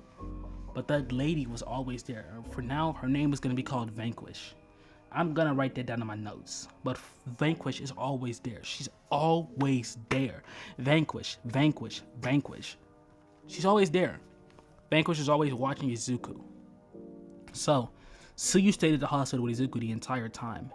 Izuku never mentioned to Suyu the fact that Vanquish was even there. He made sure not to mention it. But he had a feeling that, well, Suyu was gonna find out eventually that Vanquish was practically always there. He cries. I say cries. He cries that night. Eventually, Izuku makes it out of the hospital. And when he does, he will return to his hut at the beach. But Suyu will come down. She brought Izuku food. She brought Izuku soap. Sometimes we bring him a bucket of water because Izuku just refuses to stay in her home. Suyu doesn't understand why, because she's offering Izuku a place to stay, but Izuku just explains it's for her own protection. He expressed that the villain that was there, she's after him. And he expresses that he wants her to be safe. He's afraid. But Suyu will hug Izuku, explaining that she's not afraid of that lady. Izuku will tell her to open her mouth. She does. He then points towards the scar on her tongue. She did that to you. And he doesn't want her to hurt her again because he truly does love her. She's like the only friend he's ever had. Tears pour down Izuku's eyes. Suyu will hug Izuku. The two of them sat there in a moment, hugging each other. Izuku just cried. Suyu cry with them. She doesn't understand why, but Izuku breaking down was causing her to break down. As this happened, red markings formed on Izuku's body, forming across his arms, his legs. His teeth slowly began to sharpen, but they retracted. The markings would vanish. Suyu made sure Izuku was calm. He was held down. Suyu would kiss Izuku on his forehead, but from there she got up and she walked away. Deku watched Suyu walk away. He was stuck on her. He couldn't stop looking at her. He begins to smile, feeling a comfort just overcome Izuku, a comfort like no other. He thinks he'll do anything for her. Anything. Suyu walks away and makes it into her home. But later on that night, Suyu came back for what appears to be carpet. He looks at her confused. She explains that one of her rooms had carpet in it. She never really liked it because the floor underneath it was so much better. She straightened up the floor underneath the carpet and she took the carpet out. She explains that she's going to give it to Izuku. I mean, he's going to put it around the bottom of his home. After all, at this point in time, Izuku has learned that he was able to make the tree roots grow out perfectly to become a floor. A perfectly good floor at that. She placed the carpet down, kneaded the carpet into the floor, where from there, she explains that Izuku's home is perfect now. He isn't going to have to worry about the smell anymore because, well, there's no longer going to be any sand getting inside. Izuku smiled. He hugged Suyu as, in a moment of awkwardness, he kissed her. Suyu froze as she kissed Izuku back. They would then smile at each other as Suyu would tell Izuku that she'll see him at school tomorrow. They got up, walked away. That entire night, Izuku and Suyu texted. They called. Izuku had a portable charger, of course, because his home doesn't have electricity quite yet. Probably, well, not even probably, it's never going to because UA dorms are going to happen. But he had a portable charger, he had things that relied on electricity. He had them. He had several portable chargers, all portably charged, and even when he didn't, he had Wi-Fi from Suyu's home, so he was okay. He was perfectly fine. Suyu would eventually make it downward the next morning. She wakes Izuku up, or from there, he gets up, finally being time for school to begin. School will start. When they make it into class, as Al explains, the things may have happened there, but those things are over with now. And it's now time for the UA Entrance Sports Festival, he would explain. As he explains this, Class 1A eventually tries leaving out of their class just for their class to be blocked off by the other classmen. Deku sees this, Bakugo sees this, and of course the rest of the class see this. The other class are here to scope the scenery out, and of course, the interaction between Bakugo and Shinso still ends up playing out because, well, it's Bakugo. Bakugo talks crazy to the other class, but Deku would straight up tell Bakugo he needs to calm down. They're not our enemies, not yet at least, he would explain. Izuku proceeds to bow down before them, apologizing for Bakugo's actions. As Bakugo begins to tell Izuku to shut the hell up, you fucking nerd, they don't need to be apologized to. Deku then proceeds to grab Bakugo by his collar. Look, I don't have time for your bullshit. Do you understand me? He would say, shut your mouth. Just because they're not in one, it does not mean they're weaker than us. Do you understand me? He would say, shut the hell up being a bastard for once in your fucking life. Shut up! Deku would say.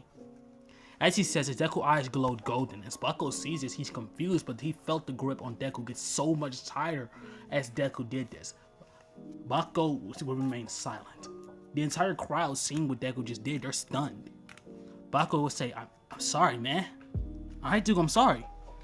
Deku proceeds to drop Bakugo, and as he does so, they would say, jeez. Or is he just a crash out? Bakugo watches as Deku walks away. He says, no. He's never like that. Something's wrong with Izuku. He would say to, like he said. And the class heard him just say Izuku. And then, like, people in one area are like, oh, he said his name. So you're seeing Deku walk off. She would follow after Deku. And then they would say, what was that? She would say, Deku would say, I'm so sick of him being an asshole. He would say, all my life he was such an ass. He would say, God, I got so sick of that. I just snapped there. He turns and looks at her. He's okay, though. She hugs him. Izuku will hug her back. We cut towards the League of Villains base. Ugh. I got him real fucked up. He just crashed out on one of his little friends. Aoyama told me all about it. Hold on, let me rehearse the call. Let me call him real quick. I am the call. Girl, Izuku just crashed the fuck out. I mean, like, he grabbed Baiko by the throat. He said he was gonna beat his ass. Like, girl, I was scared. She's like, Aoyama, you sound real zesty right now. He said, that's the point, bitch. I'm gay. The fuck. Wait, you're coming out. Wait, you are? Shigaraki then returned. You didn't realize that? Bro's sparkly. What straight dude gets sparkly? As was said, Inko's brother was sitting in the kitchen cutting up some food. He then walks out. Don't nobody give a fuck about that dude. He would say, simply put, do any of us care about Aoyama? I mean, no. Aoyama on the hand, fuck you, nigga, he would yell. And she gonna say, fuck you, bitch ass nigga. And then he gonna say, okay, after calm down, guys. Calm down. Belief, he looks forward towards calm down. People. Okay? He smiles. This is very important that everyone here is powerful. I gotta know how my son just crashed out. He's not your son. Everyone here has potential to be at the same time. Inko them say, shut up, it's my son. If I say it's my son. You guys make weaponry. I raised him. Raised him. You did nothing for him. You sat there, watched him, and made him do shit for you. He was damn nearly your slave. On their own. Using their own gadgets until you crashed out one day. For others, Inko says, well, I wanted to use that because it was themselves. Plus, I didn't think he had a quirk at the time. Of their own. He hid that bitch from me pretty well. Think about you stalked him. You knew he had a quirk. But he says, yeah, think about, y'all remember this island from the first movie. But he says, think about that island. Expressing the technology that they have there. Is able to create it doesn't matter. Protect an entire island. I said it's my son. He expressed it. So it's my motherfucking son. They'll be capable. Did I go question that? Everyone here. Everyone in their own way. Inko's emotions are taking over. Some people have attitudes. He would say, some people have my fucking child. She would say, but okay, sure it is. We're all capable of being heroes. I never said it wasn't. You just did. And the others watch this. So corny, bitch. Inko would say, say it to my face. Did you teach him? Inko stands up and walks towards. You walk towards Inko. Two of them would stare each other down. Nothing like that. That's too fucking corny. You don't want the smoke. She would say, vanquish. I want all the smoke. She would say, don't let anyone look down on you. He would say, I'm pretty sure I gave them some black ass people. I'm gonna keep it real. I don't know if I did this in the third part I recorded, but time skip is not. If not, because I don't remember, but you know, with Deku, like having everyone in the crowd become hyped up and happy. All the other people who actually seen Deku crash out there, they're like, I don't know. Fuck it, that's good enough. Turbo. Something off about time skip. But the test was Deku. Now Deku has to walk up the stage. Deku was from there. He's told that he snatches up Froppy and he flies off. Everyone's seeing it, they're just like, wow. But to the shock of first place in the entrance exams, Deku not because I'm better than all of you. He created a massive burst of wind of I put in the time. That is because I didn't hold anything. Let me explain. I didn't underestimate the absorbed all the incorrect cells of the normal. Everything that wasn't supposed to be within the original body of the normal. I did not win because of that. Mind you, I won because the normal had I would be super strength, monsters, regeneration, shock absorption. Okay, there's three crazy. Do not underestimate. Okay, and it's not basic regeneration. It has insane regeneration, insane super strength, and insane shock absorption. Oh my god! So Deku flew off. His strength is already devilishly enhanced. Okay, his strength and speed insanely enhanced. So the force that he unleashed when he flapped his wings were much more than he was expecting. So Deku zoomed off, and with Deku zooming off, Inko and the others watching are like, wow, he's fast. Deku makes it straight to the finish line with him and Froppy both being tied for first place. He then would smile, looking at her. So, I guess we both got first place. They didn't want to say, with Izuku Midoriya and Froppy, well, Tsuyu Asui being tied for first place, we're going to be placing them underneath one team, they would say. And this one team will hold the 1 million headband point. If you were to take the 1 million headband from either Tsuyu Asui or Izuku Midoriya, your team will immediately advance into the finals. President Mike would say. They hearing this, they would hand a pink ribbon towards Tsuyu and a red ribbon towards Izuku. This, of course, being the 1 million headband points. With this being said, Izuku looks towards the headband. He will smile, admiring it. Okay, he would say. He has a little grin across his face now. Bet. Deku proceeds to start jumping up and down, beginning as he begins to come up with a plan with Tsuyu. As this happens, Tsuyu would say, "You ready? For sure?" Deku would smile as he begins to show her a little slime coming off his body. She would say, "What the fuck?" Deku then would smile. No, it's okay. I learned how to do this a while back. He would say. She don't say, "What is it?" He didn't explain. It's like her quirk, the slime that she emits off her body, you know, that helps her camouflage. Deku says, "Yeah, He will explain, well, he can do the same thing. He explained he can also use this to make people slip off of him. So if you're going in for a punch, your punch could slip straight off of him. She's like, what? How the fuck does that even work? Deku just shrugs his shoulders, expressing that he doesn't know. It just happens. This causes her to smile, though.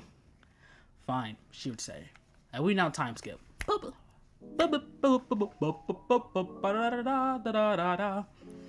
Now, with Deku time skipping, with the time skip happening, damn. The teams will be Deku, Tsuyu, Tsukiyomi, Kaminari, and Kirishima. This being Deku's team. Bakugo's just gonna have a team of a bunch of randoms, okay? He's still gonna win, of course, because it's Bakugo. But the test will begin, and as soon as the test began, Deku would immediately transform into his gigantic dog form, letting off a humongous roar, with his headband being tied around his ear. As this happened, Deku rushes forward, and he starts swatting at other teams. Several people would jump backwards, and immediately they begin to evade Deku, because he's a gigantic freaking monster. As this happens, Deku proceeds to let off a roar. As he roars, Deku would rush forward. Mind you, his entire team is on his back, so Deku's all good.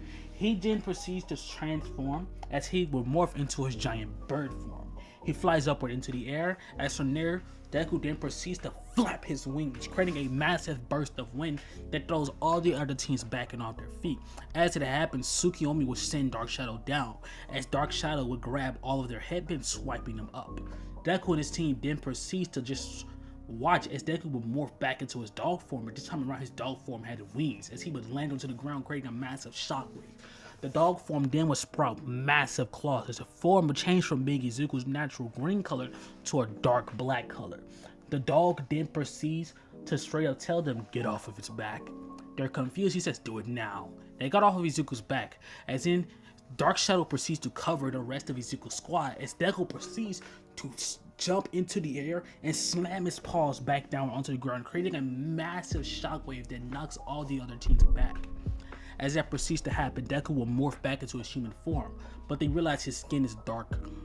And those from class, when they realized that Izuku's resembling the Nomu, Deku took steps as he boom and took out every single person there. Well, not every person, but he took out a majority of the people in front of him, taking their headbands. He and his team then will turn, as Deku then just starts wasting time. He would take Tsuyu's headband, wrapping on himself, as he would grab Tsuyu, would fly high into the air. As from there, he just stayed there, holding Tsuyu. Tsuyu holding against Deku, she begins to feel something slightly press up against her. She slowly looks down. Deku says, ignore it, ignore it, ignore it. Instincts. She doesn't say, okay. She just completely ignores Deku's obvious, Yeah. Anyways, as this happens, we down with time skip. With Deku's team being declared the winners, and Deku's team obviously enough having first place, we're now going to time skip. There's going to be a pretty huge change here. Bakugo isn't going to fight against Uraraka. No, that's going to be Todoroki. He's going to fight against Tsuyu. Oh boy. We're going to cover Deku versus Shinso first. Deku walks to the ring. Shinso just begins to talk about his quirk and how perfect Deku's life was. Deku tells him his life was shitty. But as he talks, Shinso placed him underneath his control, tells him to walk out of the ring. But as Deku goes blank, suddenly Deku's whole body bulks up in size. His eyes go blank as he transforms into his Nomu form. Shinso, seeing this, his eyes would widen. What the fuck? He would question. As this happens, Inko, watching on, would say, get him. And as soon as she says get him, Deku's body, which already wasn't moving, ran at Shinso. And her eyes would widen. She can control him still.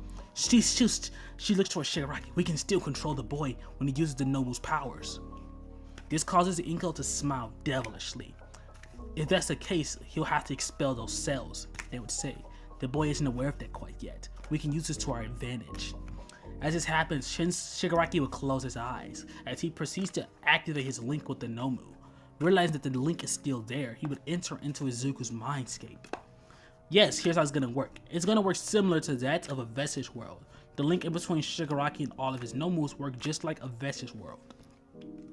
He appears in there, wrapping his arm around Izuku. Look at you, my little brother, he would say.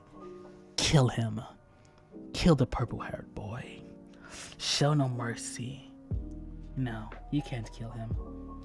beat him, break him, make him never want to be a hero, show him just how dangerous the hero road really is, he would say. As this was said, Izuku in his normal form would look upward. He cracks his neck as he proceeds to backhand Shinso. Shinso's thrown across the ring, where from there the number would vanish, appear right in front of Shinso. Shinso looks forward, but Deku sends a brutal punch into his face.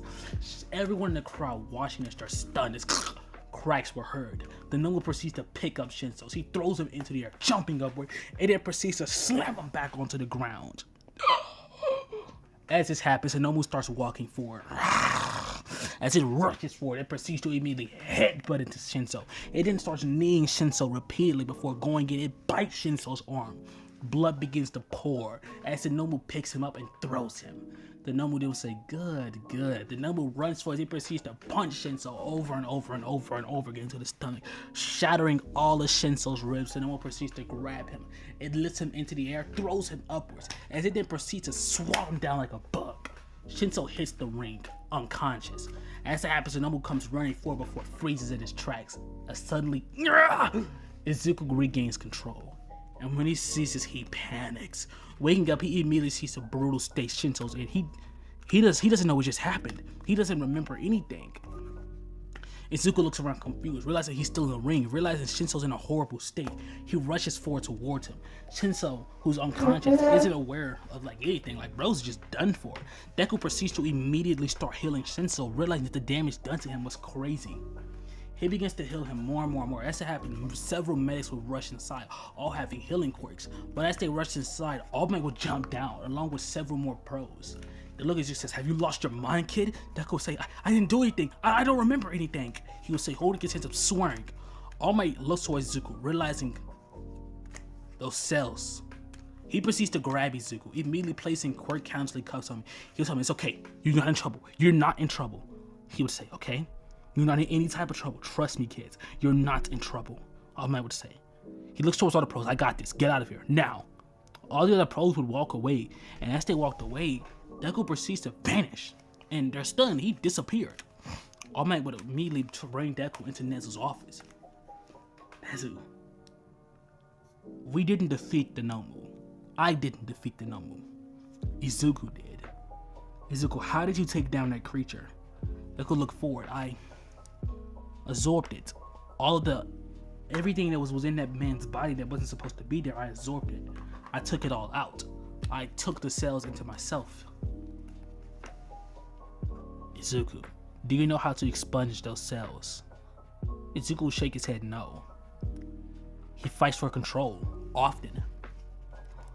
All Might would sigh. Kid, you're not allowed to participate any further into the sports festival. Deku's like, what? Why?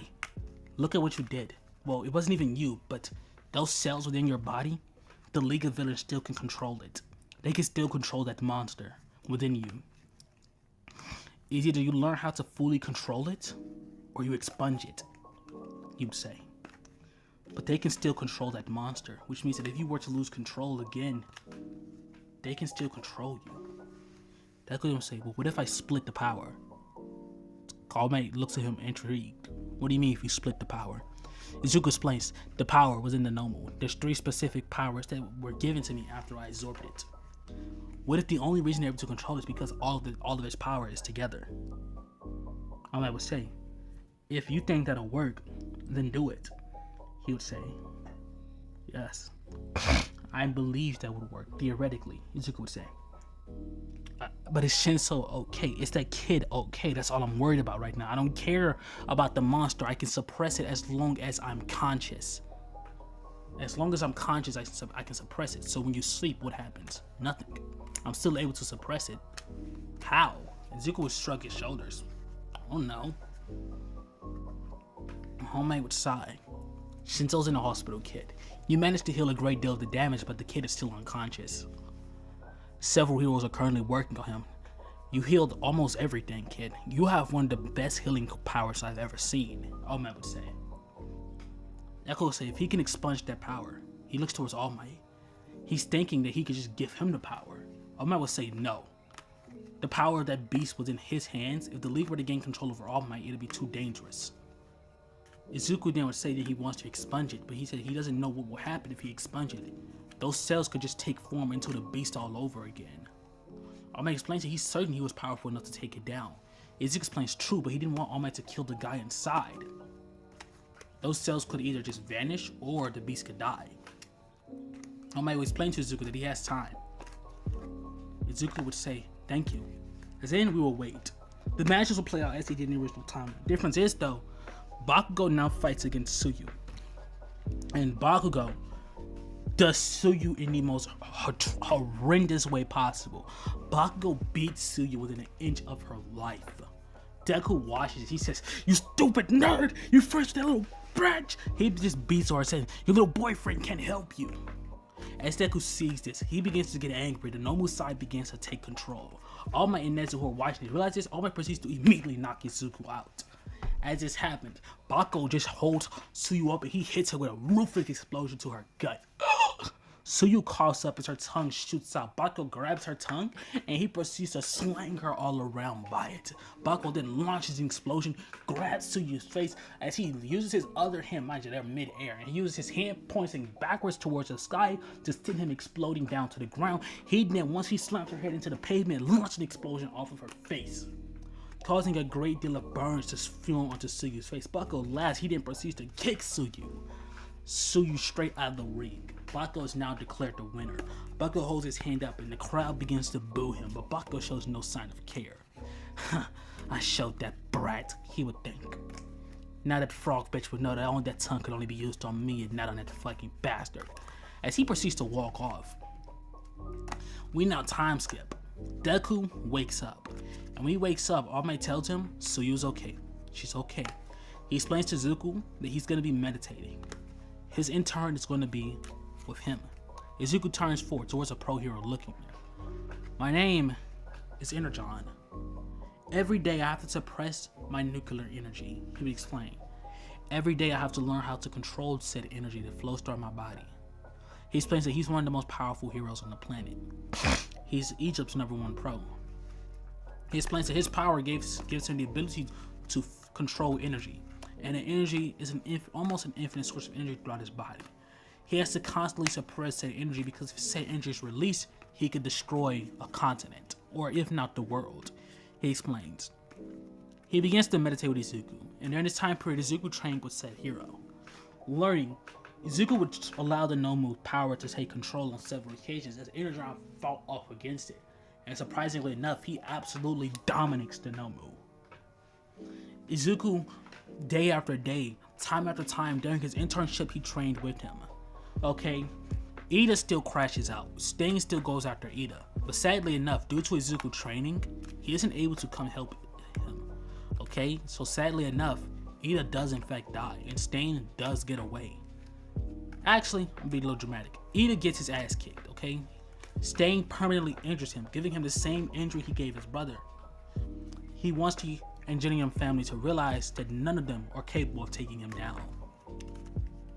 When Deku finds out Ida's in the hospital, this brings an even bigger deal of anger towards Deku. Deku's all the way in Egypt. He isn't able to help anyone.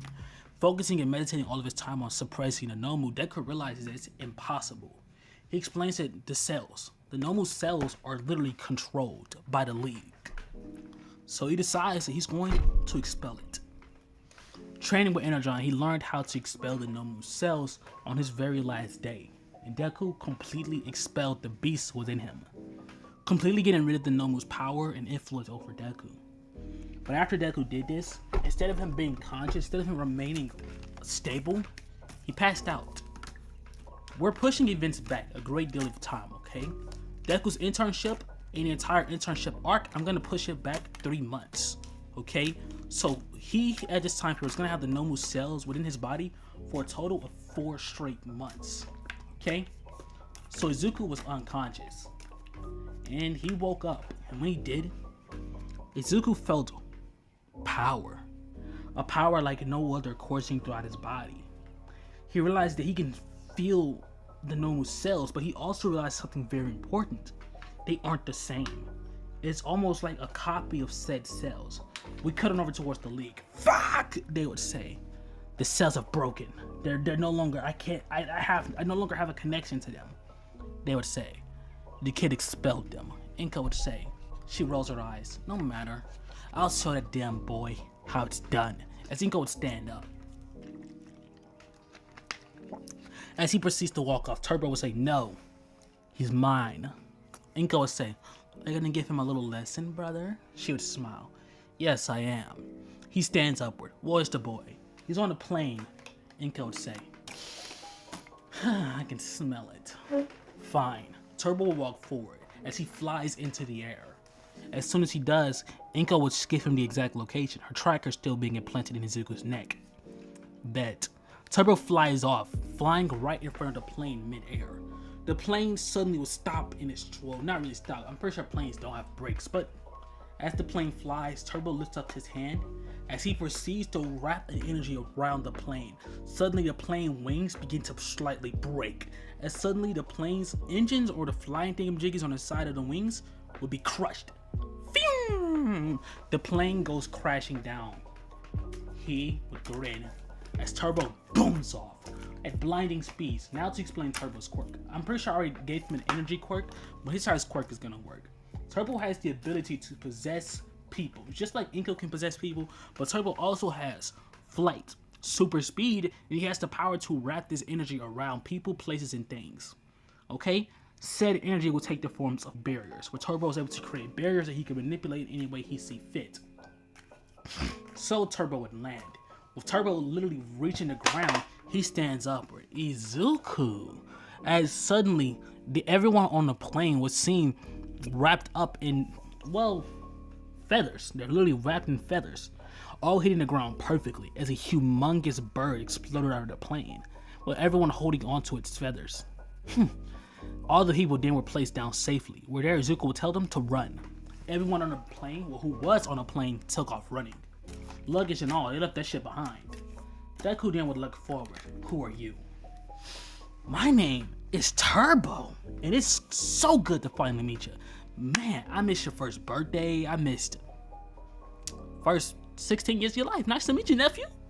I'm your uncle. Huh? He would say confused. Oh, you don't understand.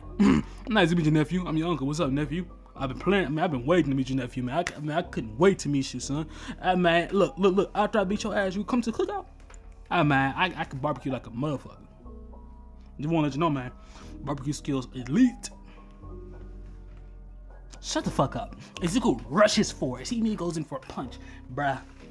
Weave. Bro, he proceeds to weave and smack Deku across the face with a mean punch. Deku sent flying into the sky, but he appears right above Deku and punches him back down to the ground. Deku hits the ground. As soon as he does, Deku gets up with his eyes flaring gold. Bet. As Deku rushes forward towards the man, and Turbo will boom forward towards Deku. They go in for a clash. As from here, boom, fist will clash. Here's gonna be ending off part 3. Cliffhanger, had to do it to y'all. It's been a minute since I last been, getting evil with the cliffhangers, but I'm finna get real evil with them all over again. I'm finna hit y'all with some ruthless ass cliffhangers, just like I used to do back in the. With Izuku, oh shit, I don't think it actually started yet. With Izuku and Turbo finally coming within contact of one another during their clash, Izuku would jump backward. Looking upward, he would look towards his uncle. The man begins to laugh. So, you got all the people safe. That's pretty cool. Not gonna lie, I like your quirk. I guess your mother's and father's quirk, surprisingly enough, had a pretty crazy mixture. I mean, bro can completely control cells. Now, that's pretty cool. Izuku would look towards the man, confused. Your cells, they're incorrect, but they're correct at the same time. Izuku would say, eyes glowing green. He then would look forward towards the man. Look, I don't know who you are or why you just attacked me. The man then would say, don't worry, you're pretty close to home, but not close enough. I mean, of course, if you were to fly there, which of course you don't know the direction, he's like, I'm not asking for all that. Izuku would say, I want to know why you just attacked me. I mean, why not? I mean, it was fun. I wanted to. Do I need to explain myself any further? Izuku would look forward towards him. Yeah, you do.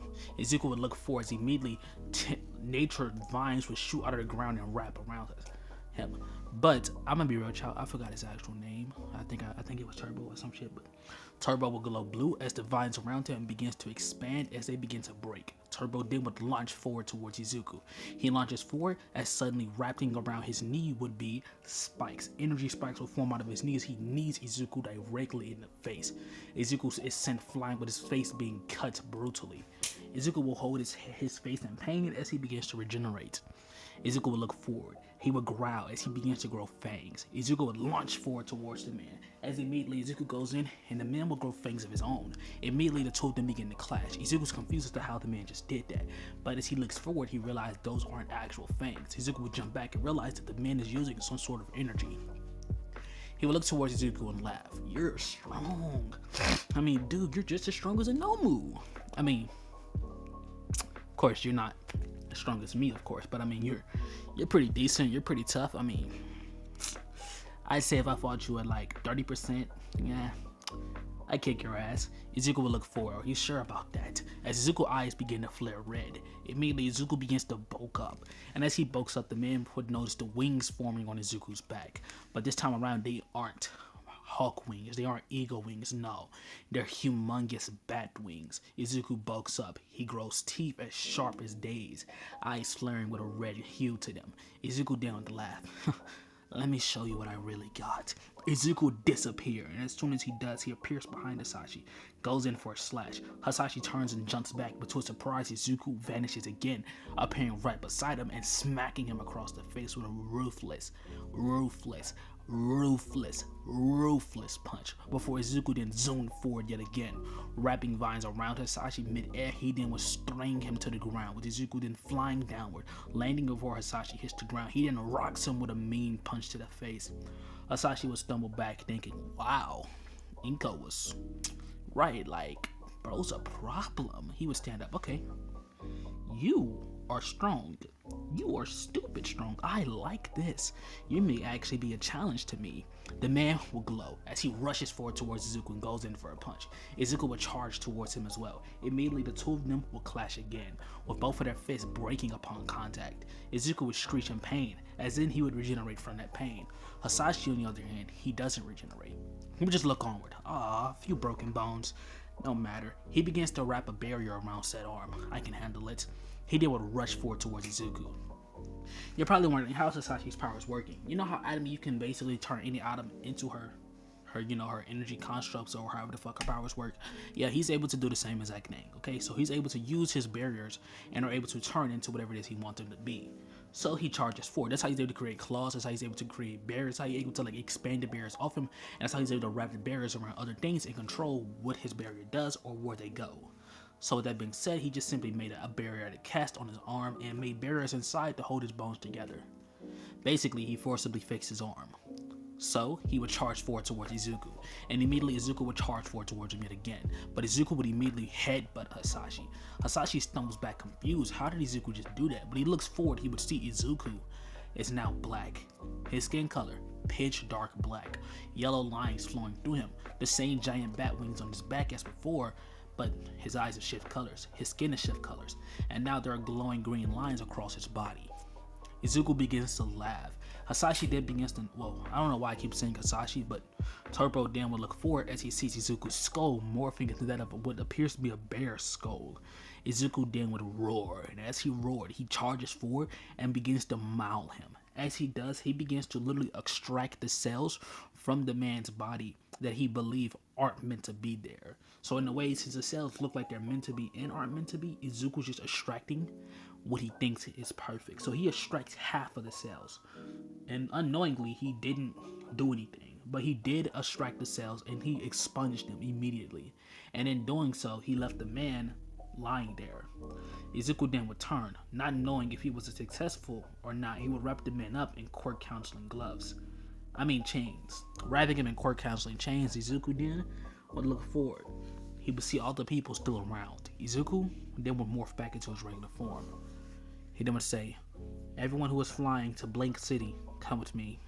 They all would walk with Izuku. As he does so, Izuku would touch every single person there, granting all of them wings, as every last one of them, including Izuku, would fly off, one person being able to actually lead the way home. With Izuku and all the others making it back down into their homes, you'll see Izuku returning to school. He's obviously late. He's like extremely late. He's like 3 hours late. When he walks into class, the entire class would look at Izuku, and everyone would jump up in excitement, screaming and yelling Izuku. But Izuku would only look towards Tsuyu. He walked towards Tsuyu. He would give her a hug. The two of them would have a little moment there. As then Bako would say, "Welcome back, you fucking nerd. How does it feel to be back?" Deku then would say, "I want my one now." As Deku says this, Aizawa then would say, "Izuku, that isn't necessary." Deku then would say, "You seen what he did to her. I want my one." They would say, "You can have your fight after All Might and all the other teachers walk into the room. After you fight us."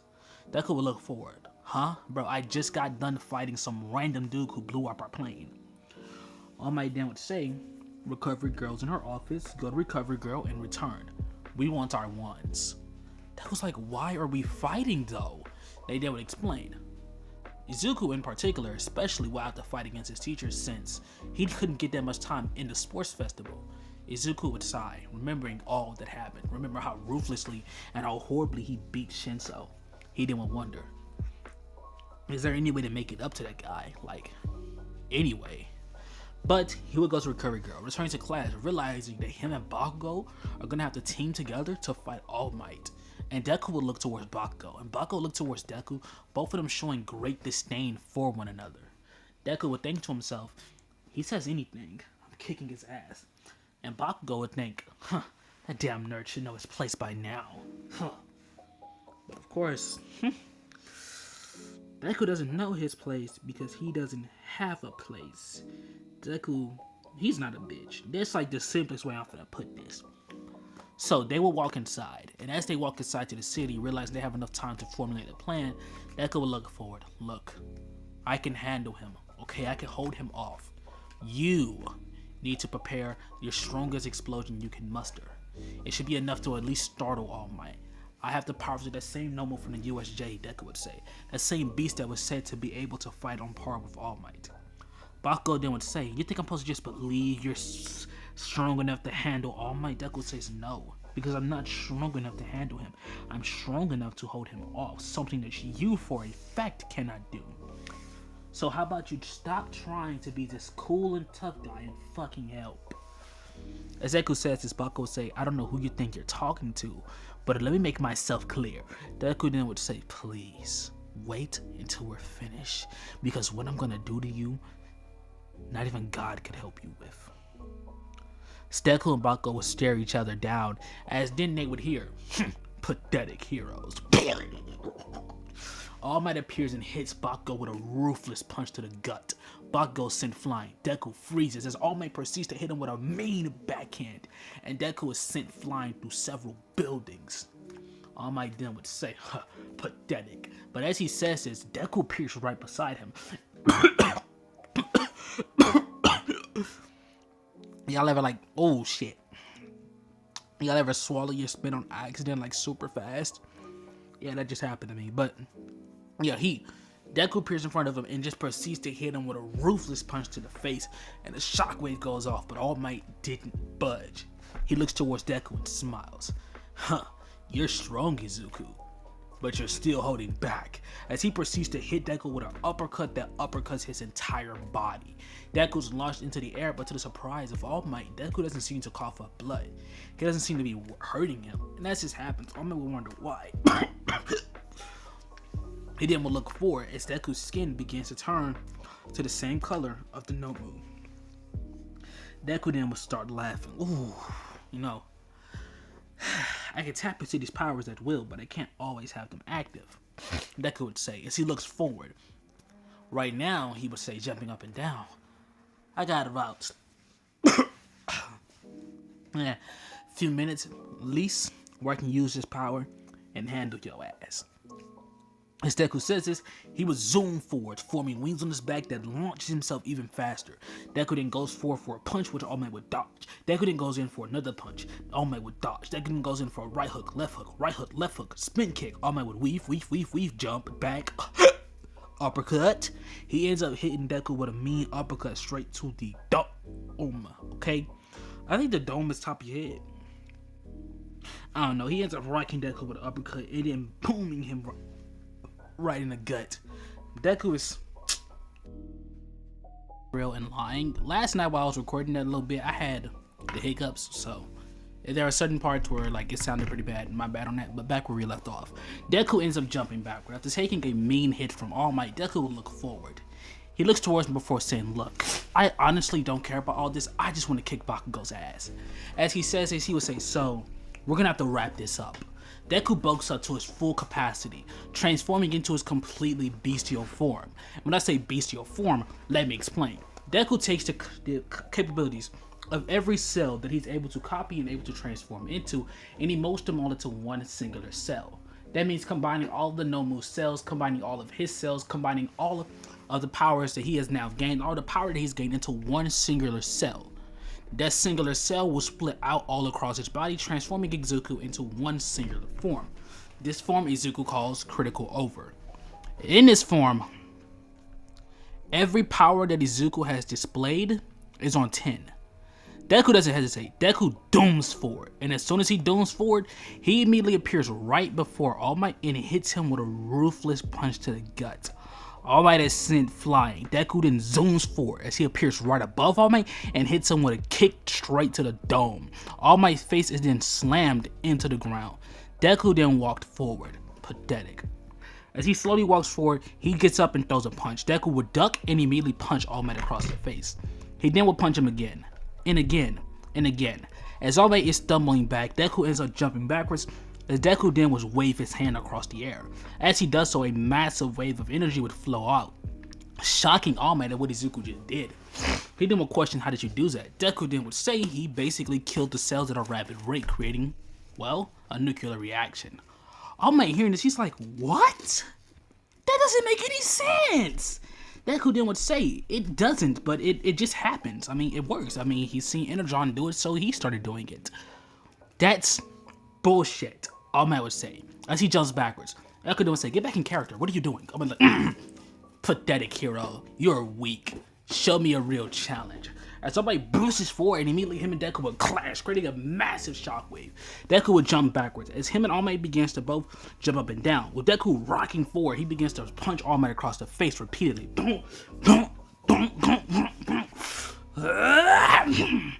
He hits All Might with a mean punch that sends him flying. Deku then flies forward towards All Might as he immediately grabs him and slams him into the ground. Deku then proceeds to place All Might into a headlock. As he does, he will yell, "Now, Bakugo!" Bakugo jumps forward as he pulls his pins, both of them, hitting All Might with a mean explosion. When the smoke settles, you'll see a pretty messed up All Might and a very burnt Deku, but Deku heals himself. As Deku heals, he jumps backwards, as in Deku would fly forward, grab Bakugo, and fly him to the finish line. This being clear, Deku and Bakugo are now declared as the winners. With Deku and Bakugo being declared as the winner, All Might will look forward as he has a smile on his face. "Congratulations," he then would say. As he would walk forward towards Deku, him and Deku would shake hands, as Bakugo would say, "I knew I'd be able to do it. You're fucking pathetic, All Might." Deku's just like, "Do you just have to have a fucking ego?" He then would say, "Last time I checked, me and you are supposed to have our one, so quit being scared, you fucking nerd." As he says it, Deku would turn and look towards All Might. All Might would remember exactly what Froppy did. He would turn towards the rest of the class and turn towards Aizawa. Let them have this moment. Kazuki Bakugo honestly deserves it. And he says that just obliquely in front of Bakugo. He looks him dead in his eyes before saying, "Izuku can do whatever it is you want, and you can do whatever it is you want. As long as no one is permanently injured and taken out of commissions where they can no longer be a hero, and as long as no one's killed." He would say, "You two can go at it as ruthlessly as you want." As All Might proceeds to turn and walk away. With All Might walking away, the rest of the city is now left for Deku and Bakugo. As Deku cracks his neck, Bakugo would say, "Shut up!" and he jumps upward and throws an explosion. But when the smoke settles, Deku is standing there, unfazed. Deku cracks a smile. More of an egotistical smile as he hits Bakugo dead in the stomach. Mean punch. Bakugo's launched into the air. Deku zooms upward as he kicks Bakugo across the face, sending Bakugo flying into a building. Bakugo launches an explosion, stopping himself from hitting the building as he flies forward towards Deku. Spinning forward, he goes in, throwing an explosion at Deku's face. Deku will duck, grab Bakugo's wrist, and sling him to the ground. Deku then zooms forward directly towards Bakugo and does a ruthless slash to his chest. Bakugo screams as then violence will wrap around Bakugo. Bakugo begins to screech as suddenly these vines begin to have poisonous tips come out of it. They all begin to stab into Bakugo's skin. Deku then would land before him, look him dead in his eyes. Remember what you did to her? Do you remember? Bakugo would say, fuck that bitch. As he says, Deku would laugh. Yeah, you saying fuck her, now I'm gonna fuck you. What? The fuck? That's so gay. Wait, no, that's not what I meant. It's too late. You already said it, you freaky motherfucker. You know what? You just a bitch. As Deku proceeds to punch Bakugo in the stomach, he then will punch him again and again and again and again and again and again and again and again and again and again. As he proceeds to watch Bakugo fall over, Deku then proceeds to headbutt him as he grabs him, snatching him from the veins. He throws him into the air. Deku would jump upward as he then proceeds to slam his face into the ground. Deku will stand over Bakugo. As he's standing over him, he will deliver punch after punch after punch after punch after punch after punch. Simply put, when the smoke settles and the dust clears, Deku has ruthlessly beat Bakugo into the ground, and it's not even much to discuss. He beat the life out of him. And Bakugo could do nothing. He could do nothing but sit there. With a sad and facial expression, he made him look weak. And Deku would look at Bakugo before saying, you shouldn't have done that. She did nothing to you and yet you tried to kill her. You tried making sure she felt a pain like no other. You're a monster. Deku would say, no wonder everyone and everything hates you and always will. Deku would say. He would spit on Bakugo. Deku would stand and he would walk away. As Deku walks away, All Might and all the others really didn't do anything. They watched, because realistically speaking, Deku was justified. Bakugo brutally, when I say brutally, beat Shroppy. He beat her like no other. He did something that was just genuinely not necessary. The pain that he put her through was unnecessary. To Bakugo, it was funny. To him, it was all a joke. And that's what made it worse. Because he did all that and he didn't even care. So most of the class felt no sympathy, and most people shouldn't. So that being said, we'll now time skip. The class is now hearing about the forced training camp, where all of them are now be going. Everyone leaving towards the forced training camp, we cut on over towards Deku as the forced training camp actually begins. To put it simply, he passes. He defeated the teachers, which means everything with Deku will play out like normal. But there's a huge change when it comes down to Deku's training. They're causing Deku to look at different cells. They're making Deku show several more days, and Deku eventually started learning some crazy abilities. Deku learned he could clone himself. He could split his cells apart and they would form an entirely new Deku. The issue is, when Deku did this was a dead ass copy. And it wasn't a clone that was just gonna vanish. No, it was a fucking direct clone. A new Deku. A Deku that could not vanish nor be destroyed. Deku, after realizing what he just did, and this Deku realizing that, well, there's now two of him, and he just tried to make it disappear, but no matter what he did, it didn't. It became a legitimate copy of Deku. And the two of them started training together. They began to learn that they can copy cells, fuse cells, create cells, and hell, they started going on a rampage with their cells. Learning that they can mimic animal cells and clone animals, creatures, people. Like, they started going ham with their quirk. They started learning that they could even fuse back together. And when they fused back together, instead of them just returning to regular Deku, no, they fused into a much, much stronger Deku. And to make matters worse, they can defuse, and it's still two Dekus and it's still one person. But they can fuse back together, and when they fuse back together, Deku will enter a 3 times form where he's even 3 times stronger than what his final form is, the form that he used against All Might. He's 3 times stronger than that, and that's his base form. Deku learned that he can split off multiple more times, but he realized that if he does this, he'll just make more clones of himself. So he decides not to do that. Deku now learns he can finally manipulate the cells of others. Once he learns he can do this, he would go towards Tsuyu, and he ends up copying the normal cells that he has inside of his body, or at least copying the copy because they aren't the actual cells, and he ends up giving them to Tsuyu. By doing this, he gives Tsuyu access to all the powers of the USJ Nomu, that being shock absorption, super strength, and regeneration, making Tsuyu stronger, way stronger for one. Let's just put it simply. This puts Tsuyu at like top 5 of the class, okay? Just like that. So the top of the class being Deku, Todoroki, Tsuyu, Bakugo, Tsukiyomi. Realistically speaking, Tsukiyomi's low-key stronger than Bakugo, but we know his only weakness, which is light. Bakugo got that in the bag because, well, explosions, fire, light. I mean, it's common sense. So I shouldn't have to explain that, to be honest. And I'm pretty sure I didn't. So, yeah. Obviously enough, Bakugo is going to be stronger due to that one little advantage he has over Tsukiyomi. But Tsuyu now absolutely outclasses Bakugo, especially considering her stupid amounts of leg strength. Okay, Tsuyu has a frog quirk, which gave her an enhanced jumping power, plus the power of the USJ normal, plus her tongue, plus her camouflage. Y'all, Tsuyu's a demon. Tsuyu's a demon. Like, no bullshit, she's gonna be a demon. So this being said, with Deku now gaining this much power, we cut to when Deku's trying to protect Koda. Like normal, Deku shows up and Muscular's still there. He has the same moment that he had in the original timeline. But Deku, he isn't one to pay attention to this type of shit. As a matter of fact, Deku's extremely annoyed. Seeing Muscular talk real crazy, Deku just doesn't hesitate. Deku would stand up, and as soon as he does, Deku proceeds to crack his neck and blitz towards Muscular. Blitzing towards Muscular, Deku would appear right in front of him and smack Muscular dead in the stomach, sending him flying with a ruthless punch to the gut. Deku then would walk forward. One for all, Deku would say. 70%. Wait, no, my bad. He doesn't have one for all. At least I'm pretty sure I didn't give him one for all in this video.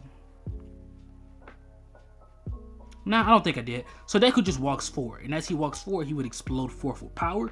Deku zooms forward, immediately entering his Nomu form.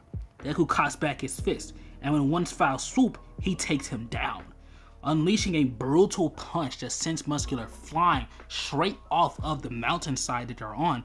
And Muscular hits the wall, he hits the ground, he cracks, like Muscular's done. Unconscious, defeated, L.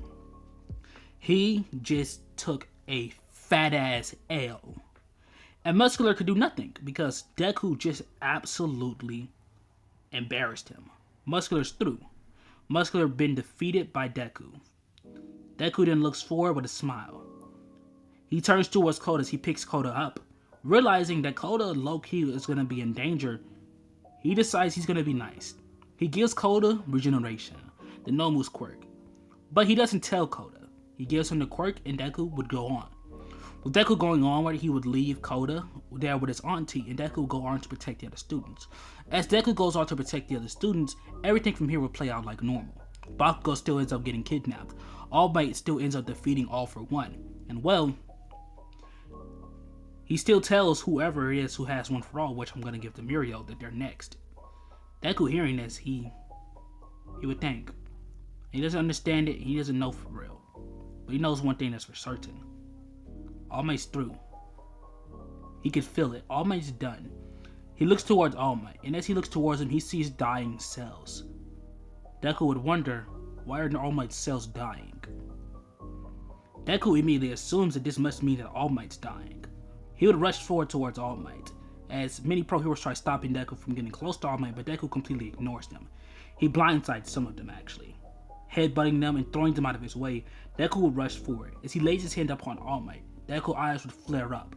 And as he does, Deku begins to revive the cells within All Might that he sees dying.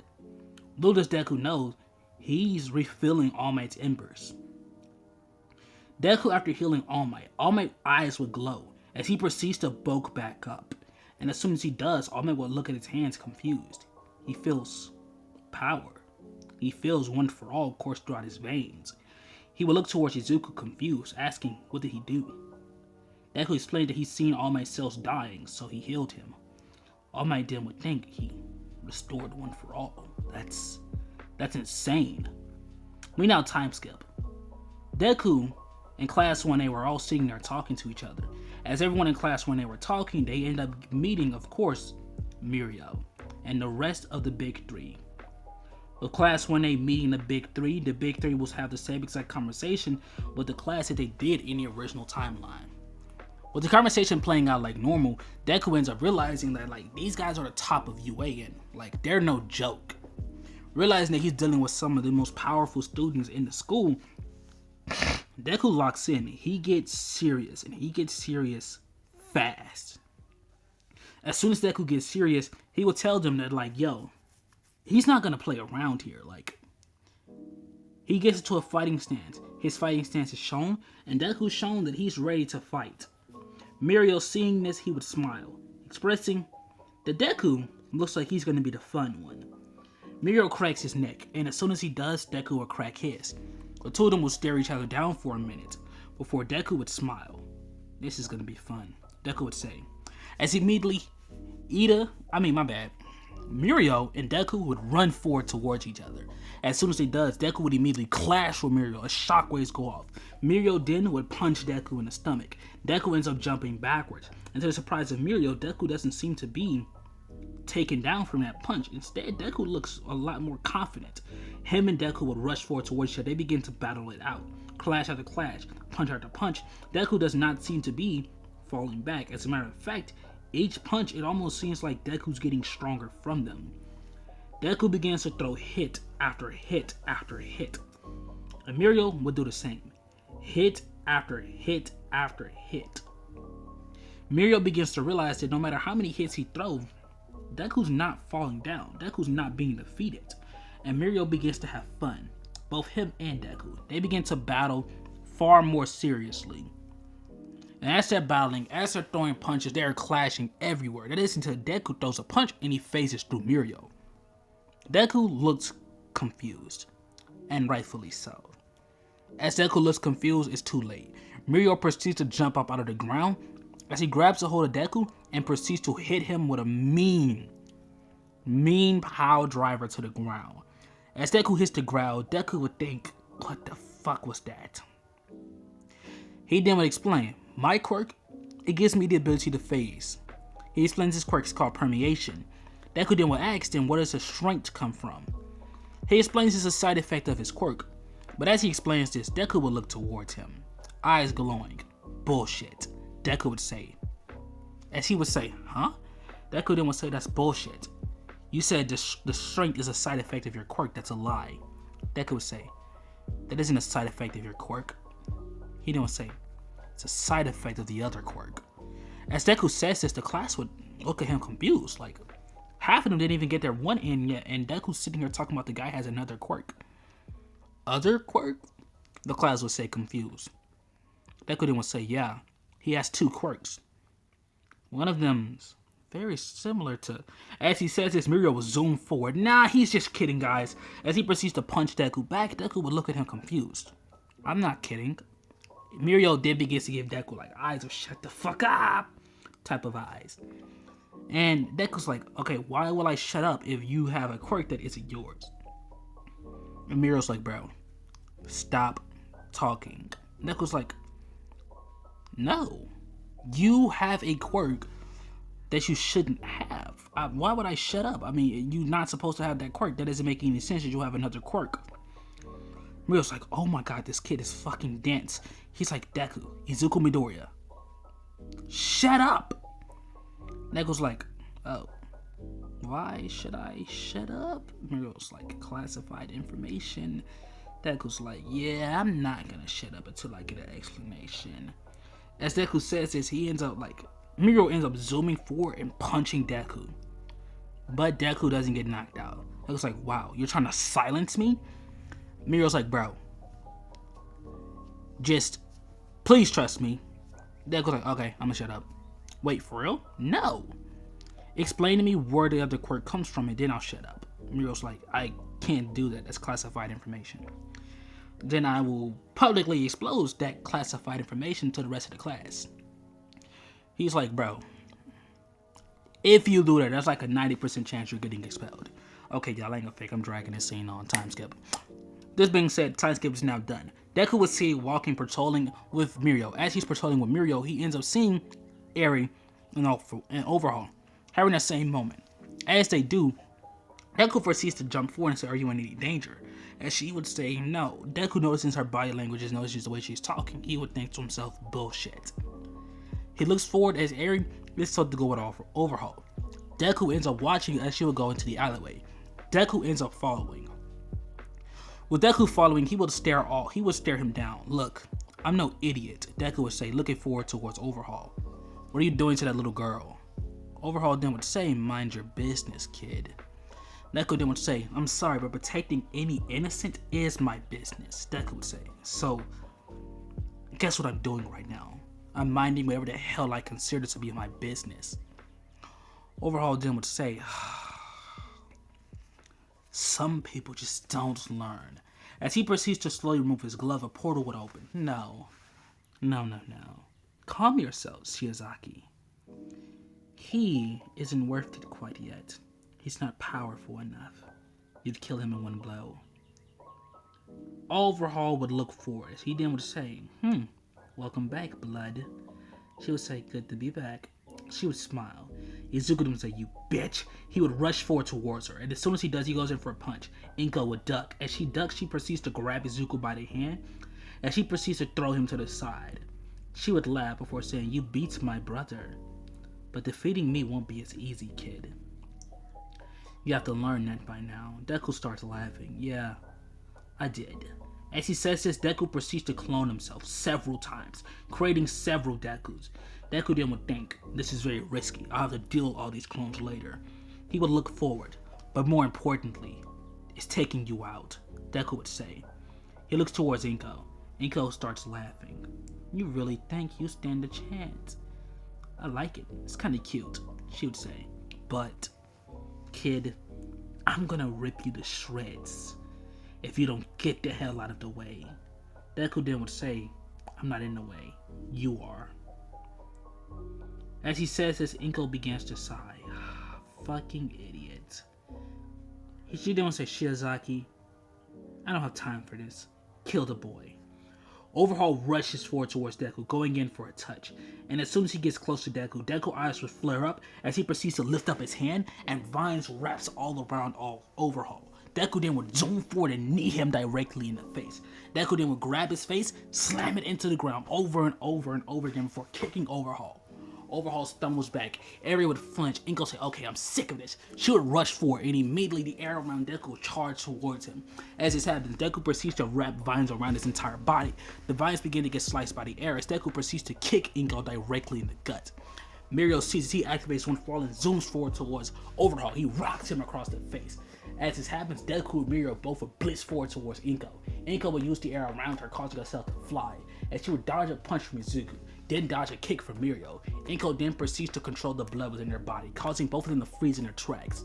She then would walk forward, pathetic, but as it happened, Izuku jumps forward and punches her across the face. Mind you, there are several Izukus, there are currently clones all around. Izuku then zooms forward, he kicks Inko, then Izuku would jump forward, punch her across the face. Immediately, they begin to brutally jump Inko, and to be honest, Inko don't really stand a chance here. She uses the blood that she can manipulate in order to shoot blood-based attacks at them and use the air in order to shoot and cut through them, but she's getting destroyed. As she's getting destroyed, they proceed to remove her mask. But this was the moment. Deku would freeze, and as soon as Deku freezes, he sees Inko's face. And this is where we're going to leave off the series. Yes, guys, I'm going to be leaving you guys off with a cliffhanger because, well, why not? I mean, why not leave the series off with a cliffhanger? Who knows? You know, I might make a bonus part to this. I'm thinking about it. But for now, this is where we're going to be ending the series off. Let me know how you guys felt down below in the comment sections. Yes, Froppy was a ship. Yes, they are a thing. They became a thing. Just know they are in fact a thing. With that being said, guys, tell me down below how you guys felt. Give me some ideas. Give me some tips. I'm always open to any of you guys' suggestions.